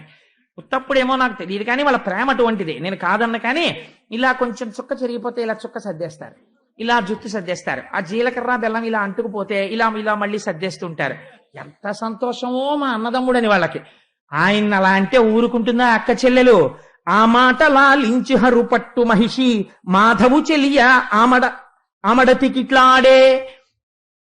హరుపట్ట మహిషి అంటే పరమశివుడి భార్య పార్వతీదేవి. ఆవిడొచ్చిందిట. ఏమన్నావమ్మా? మా తమ్ముడు అంత నల్లగా ఉన్నాడా, అన్ని గుణాలు లేనివాడా, అతి విస్తరం వేల అందాల చిలుక నీవు నేర్చిన తెలుగు నేర్తురేయురులు. అంతంత మాటలు ఎందుకు కానీ నీకున్నన్ని తెలివితేటలు ఎవరికుంటాయి? ఎంత గొప్పగా చెప్పావు. కానీ నేను ఒకటి అడుగుతాను, నువ్వు చెప్పు. వెన్నుని నలు పంచు వెక్కిరించితివి నెలతొక ఎరు పంచు నిక్కు చూపితివి. పెళ్లి కొడుకు నల్లగా ఉన్నాడు, పెళ్లి కూతురు ఎర్రగా ఉందని పెద్ద గొప్పలుగా పోతున్నావు కదా ఎరుపు చూసుకుని. నేను అడుగుతాను, ఒక మాట చెప్పు. కలువ పువ్వు నలుపు కస్తూరి నలుపు కందిరీగా ఎరుపు కాకినోరెరుపు. కందిరీగా ఎర్రగా ఉంటుంది, ఎంత బాగుందో అని ముట్టుకుంటే కుడుతుంది. కాకినోరు ఎర్రగా ఉంది కదా అని చూస్తే అన్నిటినీ తింటుంది, దానికి ఏది వదిలిపెట్టవలసింది లేదు. కాకినోరు ఎరుపే, కందిరీగా ఎరుపే. నల్లటి కలువ నలుపే, కస్తూరి నలుపే. కానీ ఆ రెండింటికి ఉన్న అందం ఈ రెండింటికి ఉందా? ఎర్రగా ఉంది, మీ పిల్లని పొంగిపోతున్నావు. నారాయణ తత్వం చల్లతనం అంతా నలుపులో ఉందమ్మా, నీకేం తెలుసు నలుపుకున్న నాణ్యం అని. కందిరీగా ఎరుపు కాకి నోరెరుపు ఈ రెండు రంగులందే రంగు మిరుగో. ఈ రెండు రంగుల్లో అసలు ఏ రంగు గొప్పది? నలుపా ఎరుపా? మా పిల్ల ఎరుపు అని గొప్ప అయిపోతాయంటే. మా పెళ్లి కొడుకు నల్లగా ఉన్న వాడే అసలు నిజమైన నాణ్యమైన వాడు అంది అమ్మవారు. అంటే సొడ్డు వేయుట కాదు సూటిగా చెప్పు. సొడ్డు వేసేయడం అని చిన్నత, ఎంత గొప్ప మాట అండి అది, తెలుగు నుడికారం. పిల్లల్ని ఎవరు గబగబా తింటారో అంటే ముందు సొడ్డేసేయాలి. అంటే గబగబా తినేసి నోటి నిండా కుక్కేస్తానే, అమ్మా నేను సొట్టేసేసానంటాడు. సొట్టేసానంటే గెలిచేశానని బుట్టి కంచం మీద చెయ్యడతాడు. అలా సొడ్డు వేయుట కాదు నిజమునే పల్కు. ఏదో చెప్పేశానని చెప్పడం కాదు, ఇక్కడి నుంచి నిజం చెప్పు. అలా నల్లగా ఉండడంలో చల్లతనం ఉందా, ఇలా ఎర్రగా ఉండడంలో మిడిసిపాటు ఉందా? ఏది గొప్ప? ఎరుపు కాదు నలుపే గొప్ప. మా అబ్బాయే గొప్ప, మా తమ్ముడే గొప్ప. ఎంత గొప్పగా వాదించిందో చూడండి నారాయణి. వరుని చూచిన కంట వధువును చూడు, మాయమర్మము వీడి మరిపదులాడు, కలికి కాల్సేతులు కన్నులు మోము, తామర విరిసిన తావులు కావో, తామరలో పుట్టి తామర పెరుగు, కొమ్మమేనికి దూలగొండిరా చెదవో, కందనీటి చికిత్స గరవించెదవో, ఇంతింత కన్నుల ఎగదిగ చూచి సిగ్గుతో నిమ్మోము చేత కప్పికొని, అనలు కొనలు వేయు అనురక్తితోడ రసికత లేని మా రంగని మెడను పూలమాలను వేసి పొలుపుగా అతని గుండెలపై చేరి కులుకంగతలచు, రంగనాయకి ఎంత రసికురాలమ్మ, శపరలోచన ఎంత చపలురాలమ్మ అని అడిగింది ఆవిడ. ఏమిటో తామర పువ్వు అంటున్నావు, మా అమ్మాయి తామర పువ్వులో పుట్టింది, తామర పువ్వులో పుట్టింది అంటున్నావు. ఒక్కసారి ఆ రేకులు విప్పి చూడు. ఎంత ఎర్ర తామరైనా, ఎంత తెల్ల తామరైనా, ఎంత నల్ల తామరైనా ఆ పెటల్స్ అంటే రేకులన్నీ ఉండే దగ్గర కొంచెం నీలివర్ణం ఉంటుంది. అందుకని ఎంత తెల్లటి వాడికి కాస్త కాళ్ళు చేతులు నల్లగా ఉండకుండా ఉంటాయా? అసలు నీకో విషయం చెప్పనా? కన్ను ఎరుపెక్కకుండా నల్లగా ఉండడంలో కారుణ్యం ఉంది. కారుణ్యం అంతా మా స్వామి దగ్గరుంది కాబట్టే మీ అమ్మాయి అంతమందిని ఇలా చూసి లోపల బోల్డ్ అని ఆలోచించి వరమాల తీసుకొచ్చి ఆయన మెళ్ళో వేసి గుండెల్లో స్థానం కోరి ఆయన గుండెల మీద పడుకుని సంతోషపడిపోయింది. రంగనాయకి ఎంత రసికురాలమ్మ, ఆ లక్ష్మీదేవి రసికత నీకేం తెలిసే పిల్ల, అంత గొప్పది మా మరదలు అంది. చూడండి ఎంత అందంగా కలుపుకుందో చూడండి మరదల్ని కూడాను. అంతేగాని దెబ్బలాట అన్నట్టు అనలేదు. ఎంత అందంగా మాట్లాడిందో చూడండి ఆవిడ. అది పార్వతీదేవి అంటే. అందుకని ఇప్పుడు మరి ఇలాంటి పిల్ల మీ పిల్లని తెలిసింది కదా, మరి ఇంత రసికురాలు కదా, అలాంటి పిల్లాడు కాకపోతే అంత ఇలా మొహం మీద చేతులేసేసుకుని వెళ్ళి మా అబ్బాయి మెళ్ళ మా తమ్ముడి మెళ్ళ ఎందుకు మాలేసిందో. అలాంటప్పుడు కొమ్మమేనికి దూలగొండిరా చెదవో, కందనీటి చికిత్స గరవించెదవో, ఇంతింత కన్నుల ఎగదిగ చూచి సిగ్గుతో నిమ్మోము చేత కప్పికొని, అసలు కొనలు వేయు అనురక్తితోడ రసికత లేని మా రంగని మెడను పూలమాలను వేసి పొలుపుగా అతని గుండెలపై చేరి కులుకంగతలచు, రంగనాయకి ఎంత రసికురాలమ్మ, శపరలోచన ఎంత చపలురాలమ్మ. శపరలోచన అంటే తుమ్మిదల వంటి కన్నులున్నది. తుమ్మిద ఎలా తిరుగుతుందో అలా నారాయణుండి తనివి తీరకుండా పైనుంచి కిందకి చూసే అలవాటు ఉన్నది. అంతటి సౌశీల్యం మీ అమ్మాయి ఎందుంది. వాళ్ళిద్దరూ అలా ఒకళ్ళనొకళ్ళు సంతోషంగా ఉన్నారు, మనం ఎందుకు ఈ హాస్యాలు అంది.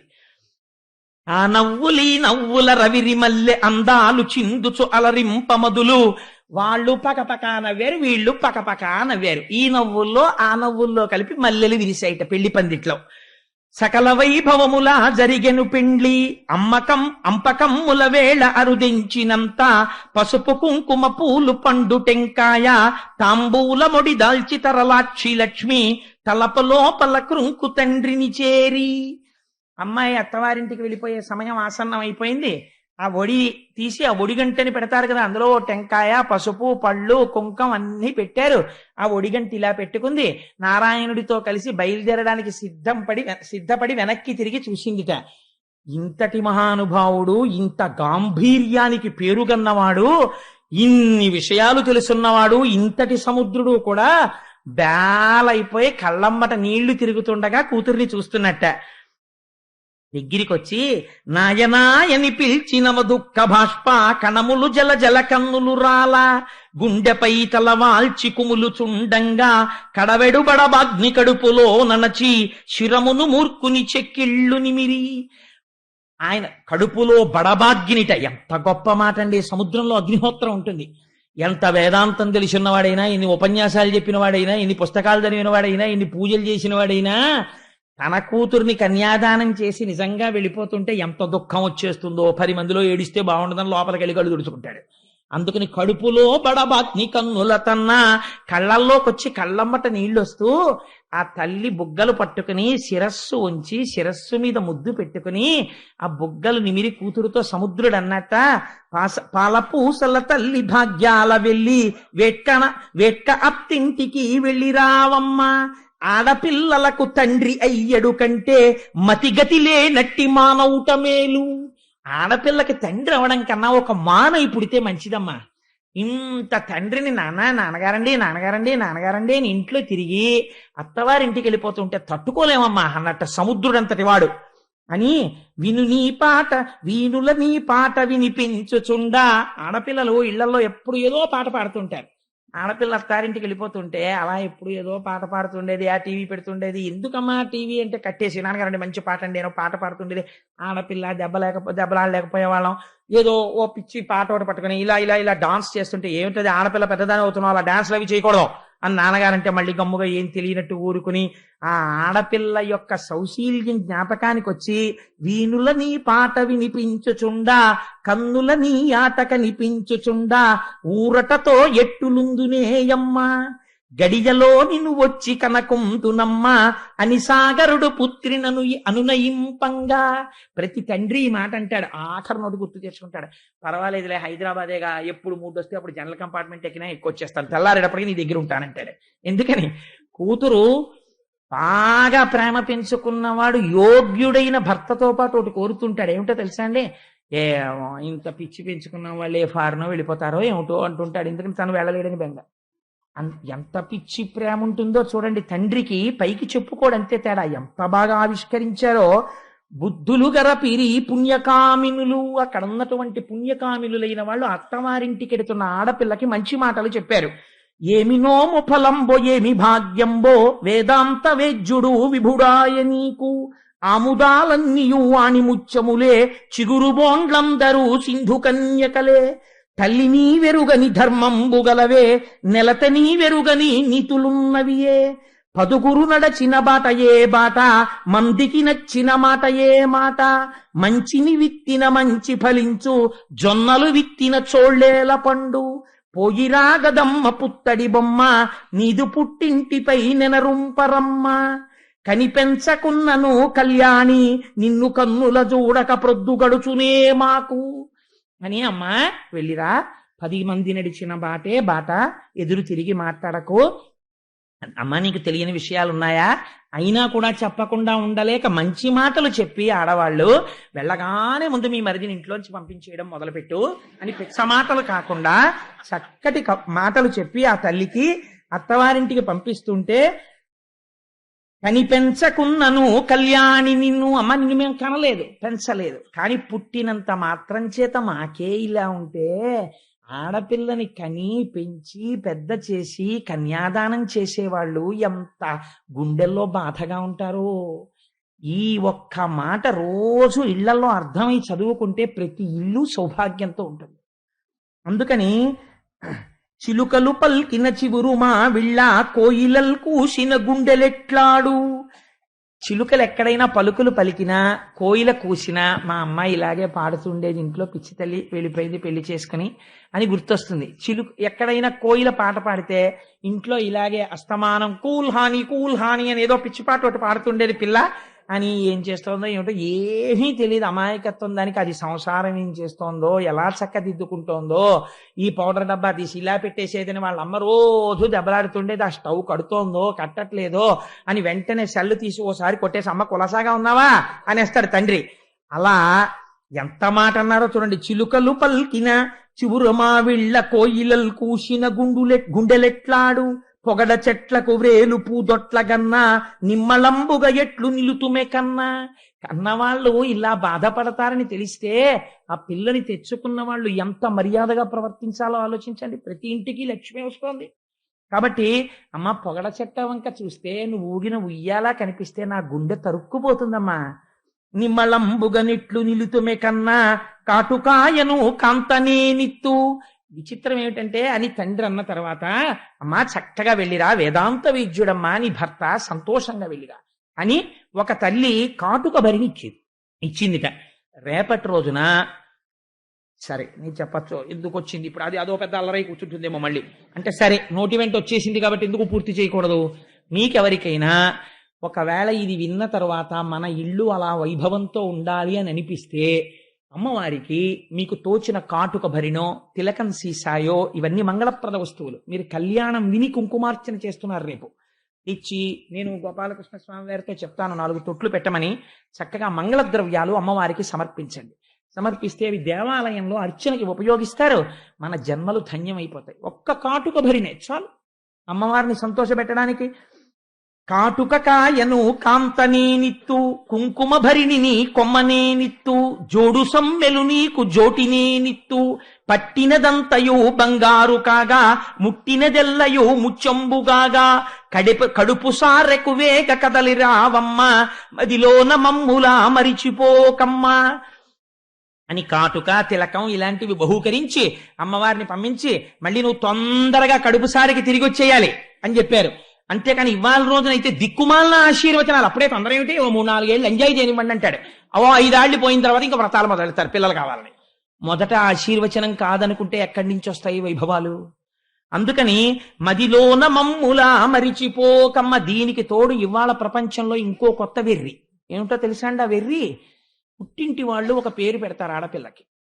ఆడపిల్లకి పేరు తల్లి తండ్రి కలిపి ఒకసారి నామకరణం చేశాక ఆ ఆడపిల్ల పేరు మార్చాలంటే మళ్ళీ ఎప్పుడు వస్తుందో తెలుసా అండి అధికారం?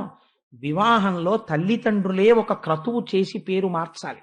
అలా కాకుండా తల్లిదండ్రులు భగవత్ సంబంధమైన పేరు పెట్టి అత్తవారింటి వారు ఆ పేరు పెట్టి పిలవకుండా తల్లిదండ్రులు మార్చని పేరుతో అత్తవారింటి వాళ్ళు వాళ్ళకి ఇష్టమైన పిచ్చ పేరు ఏదో పెట్టి పిలవడం మొదలు పెడితే అమ్మవారి ఆగ్రహానికి గురవుతారు. వంశం ఆగుతుంది అక్కడ. ఒక పెద్ద దోషమై కూర్చుంటుంది శాస్త్రంలో. అలా పిలవకూడదు. పుట్టింటి వాళ్ళు ఏ పేరు పెట్టారో ఆ పేరు పెట్టి పిలవాలి అంతే. తప్పించి మళ్ళీ నేను పేరు మార్చేస్తానండి అనకూడదు. అలా మార్చాలంటే మామగారిని అడగాలి, మామగారు పెళ్లిలో మార్చాలి. ఆడపిల్లకి పెళ్లి మళ్ళీ పెళ్లి వరకు మార్చడానికి వీల్లేదు జ్యోతిష్ శాస్త్రంలో. మీరు కావాలంటే ప్రామాణిక గ్రంథాలు చూపిస్తాను. అలా కుదరదు.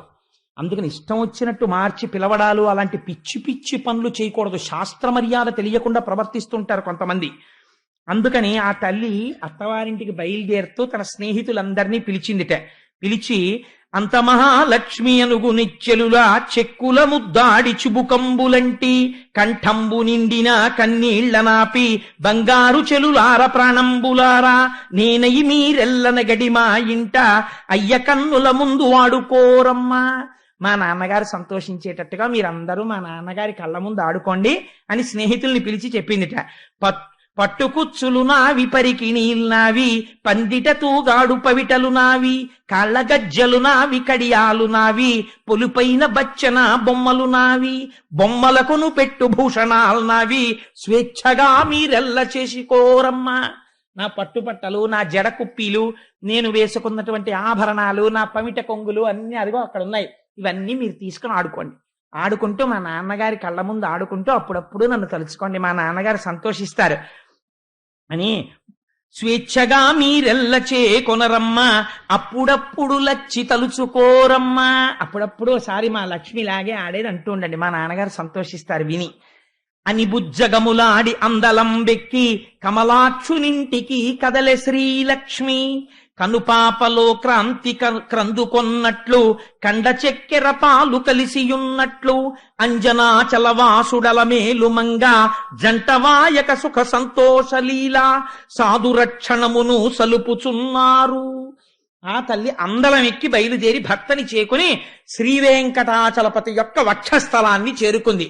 అందుకే ఆనాటి నుంచి ఈనాటి వరకు మనం వెంకటాచలంలోకి వెళ్ళగానే ఆ గర్భాలయం లోపలికి వెళ్లి గుడి దగ్గరికి వెళ్ళగానే ఆ పంపు గొట్టంలోంచి వస్తున్న నీళ్లలో కాళ్లు గడిగేసుకుని గడప దాటి అటు ఇటు శంఖనిధి పద్మనిధికి నమస్కారం చేసి గడప దాటి కుడికాలు లోపల పెట్టి ఇలా కుడి చేతి వైపుకి పై ఎత్తి చూడగానే అయ్యవారి గడ్డానికి కొట్టుకున్న గుణపాన్ని చూసి ఒక నమస్కారం చేసుకుని 2 అడుగులు ముందుకు ఎయ్యగానే ఆ మంటపాన్ని కట్టినటువంటి వారి యొక్క మూర్తులను చూసి ఒక్క 4 అడుగులు అలా ముందుకు నడుస్తుంటే ఆ పక్కనే రంగనాయకుల మంటపం, అక్కడే తులాభారం, అది దాటగానే రాజా తోడరముళ్ళు పితాబీబీ వాళ్ళ అమ్మగారు వాళ్ళ యొక్క విగ్రహాల్ని చూసి వాళ్ళు ఇలా నమస్కారం పెడుతూ గడ్డాలతో ఆ ఇత్తడి మూర్తులు, బ్రహ్మాండమైన ధ్వజస్తంభం, దానికి కట్టిన దర్భలు, ఈశాన్య దిక్కున ఆ క్షేత్రపాలకుని యొక్క శిల, అది దాటి ఆ పెద్ద గడప దాటి లోపలికి దిగగానే ఎదురుగుండా అద్దాల పేటికలో రంగనాయకులు ఇలా పడుకుని ఉన్నటువంటి శ్రీరంగనాయకుడు, ఎడం పక్కకి తిరగగానే కంచిలో ఉండే వరదరాజస్వామి వారు ఇలా వరదహస్తం బట్టి ఆయన నమస్కారం చేసి ఆ తాడు పక్క నుంచి ఇలా లోపలికి వెడుతుంటే ఆ గ్రిల్లున్న మంటపం లోపలికి అడుగు పెట్టగానే ఓం నమో వెంకటేశాయ అని వినపడుతుంటే ఇలా కొంచెం ముందుకెళ్ళి కుడి పక్కకి చూస్తే రెక్కలు విప్పుతున్నటువంటి గరుత్మంతుణ్ణి చూసి పెద్ద చామంతి పూలదండ అటువైపు నుంచి ఇలా కొంచెం పక్కకి తిరిగి ఇలా మెట్లు ఎక్కగానే ఎదురుగుండా స్వామివారి యొక్క దివ్యమంగళ విగ్రహాన్ని చూస్తూ గోవిందా గోవిందా అంటూ అడుగులు వేస్తుంటే పద్మాసనస్తయౌ పద్మావతీ దేవి నిజవక్షమందున నిలుపుకొనుచు స్వామివారి యొక్క వజ్ర వైఢూర్య మణిగణ ఖచ్చితమైనటువంటి పెద్ద కిరీటం, దాని మించి ఇలా వ్రేలాడుతున్నటువంటి మలమాల, ఇలా శంఖము చక్రము, ఇలా కుడి చెయ్యి ఎడమ చెయ్యిని తీసుకెళ్లి కటిభాగమునందు నడుము మీద ఉంచి కుడి చేతిని ఇలా పెట్టి ఎవరు నా పాదములను నమ్మారో వాళ్ళకి సంసారము నడుము వరకే వస్తుందని సంకేతిస్తుంటే స్వామివారి అందమైన పాదాలు, దాని మీద బంగారు తొడుగులు, ఆ పైన పూజ చేసినటువంటి తులసి పత్రి, బలిష్టమైన కాళ్ళు, పెద్ద అంచుతో పట్టుపంచ, పాదాలకి కింద ఉన్నటువంటి మణినూపురములు, మోకాళ్ల దగ్గర ఉన్నటువంటి పెద్ద పెద్ద ఆ కంకణాల్లాంటి మంజీరములు, ఆ బలిష్టమైనటువంటి తొడలు, ఇక్కడ వేలాడుతున్నటువంటి నందక ఖడ్గం, స్వామివారి మెడలో వేసుకున్నటువంటి ఆ పెద్ద మనం అందరం కూడా తెల్లవారి లేస్తే పూజిస్తుంటామే సాలగ్రామాలు, ఆ సాలగ్రామాల మాల అయ్యవారి వక్షస్థలంలో ఇటు అటు శ్రీదేవి భూదేవి పూలతో అలంకారం చేయబడి ఉంటే చక్కటి కంఠం, చిన్ని గడ్డం, దానికి అలదినటువంటి గంధం, సున్నాలా ఉన్నటువంటి చిన్ని మూతి, సంపంగి లాంటి సూది ముక్కు, ఊర్ధపుండ్రాలు పెట్టుకుని దయా స్వరూపంతో అందరి మనస్సుల్లోకి ప్రవేశించి చూసేటటువంటి కన్నులు, సన్నటి నడుము, కొద్దిగా ఇలా పక్కకి వంగినట్టుగా ఉండి దివ్యమంగళ విగ్రహంతో అనేక పుష్పమాలలతో విరాజిల్లుతున్నటువంటి స్వామి, ఆ పక్కన వేదికలు, దాని మీద కృష్ణ పరమాత్మ, రామచంద్రమూర్తి, సీతమ్మ తల్లి, ఉగ్ర శ్రీనివాసుడు, ఆ ఉత్సవానికి వచ్చేటటువంటి మలయప్ప స్వామి, శ్రీదేవి భూదేవి, అక్కడే ఉయ్యాల మంటపం, స్వామివారు ఊయల ఊగేటటువంటి ఊయల, ఇవన్నీ చూస్తూ కులశేఖర ఆళ్వార్ పడిదాకా వెళ్ళి ఆ పద్మపీఠం మీద ఉన్నటువంటి స్వామివారి పాదాల దగ్గర నుంచి ఆ పట్టుపంచె, మోకాళ్ళు, తొడలు, పట్టుపంచ, ఆ సాలగ్రామాల మాల, నాభి, సన్నటి నడుము, విశాలమైన వక్షస్థలం, శ్రీదేవి భూదేవి, బలిష్టమైన భుజాలు, ఏనుగు తొండాల్లాంటి చేతులు, ఆ 4 చేతులు, శంఖం చక్రం, కంఠం, ఆ పెద్ద కిరీటం, నేత్రాలు, దాని మించి వనమాల, వెంకటేశ్వరుణ్ణి చూసి మా అమ్మతో కలిసిన స్వామి నీకు నమస్కారం అని నమస్కరించి మనం బయటకు వస్తాం. ఆనాటి నుంచి ఈనాటి వరకు దయాళువై అమ్మతో కలిసి సాధురక్షణమును సలుపుచున్నారు. అరుగని మంగళ సూత్రము, చెరగని కుంకుమ, పసుపు, చెదరని సిరులున్, తరగని సుఖముల సంగును, హరిసతీ పాట విన్న అబలలకెప్పుడు. ఈ పాట ఏ తల్లి వింటోందో, ఏ ఇంట్లో పాడుతున్నారో వాళ్ళకి చెక్కు చెదరని పసుపు కుంకుమలు, సౌభాగ్యము కటాక్షించబడతాయి. మీరందరూ ఇళ్లల్లో పాడుకోండి. లక్ష్మీదేవి యొక్క అనుగ్రహాన్ని పొంది, నారాయణ అనుగ్రహాన్ని పొంది, అద్భుతమైనటువంటి ఐశ్వర్యంతో, ఐదోతనంతో, సంతాన సౌభాగ్యాలతో మనందరం అమ్మ అయ్యల కటాక్షంతో విలసిల్లాలని కోరుకుంటూ, రేపటి రోజు ఇవాళ కళ్యాణమూర్తులై పొంగిపోతుంటారు. స్వామి ఎక్కడో ఉండడు, ఇది అంతటా ఆవరించి పొంగిపోతుంటారు లక్ష్మీనారాయణులు. నా పిల్లలు ఎంత ఆనందంగా వింటున్నారో నా కళ్యాణ ఘట్టాన్నని. రేపటి రోజున పరమ సంతోషంగా మీ అందరూ లక్ష్మీ స్వరూపాలు 1400 నీరాజనాలు పైకి లేస్తుంటే మా సుబ్రహ్మణ్య శర్మ గారు నీరాజన మంత్రం చెప్తే డోలు సన్నాయి మోగుతుంటే పెద్దాడ సూర్యకుమారి గారు కూర్చుని క్షీరాబ్ధి కన్యకకు శ్రీ మహాలక్ష్మికిని నీరజానయమునకు నీరాజనం అని పాట పాడుతుంటే దుర్గా సూక్తంతో ఫలస్థుతితో పూర్తి చేసి రేపు కన్నుల పండుగ కనకధారా స్తోత్రాన్ని అనుసంధానం చేద్దాం. అందరూ సహకరించి, మీరు సహకరించకపోతే నిర్వహించడం కష్టం, అందంగా సహకరించి ఒక అద్భుతమైన ఘట్టము జరగడానికి రేపటి రోజున సహకరించవలసినదిగా వినమ్రుడనై ప్రార్థన చేస్తూ మనం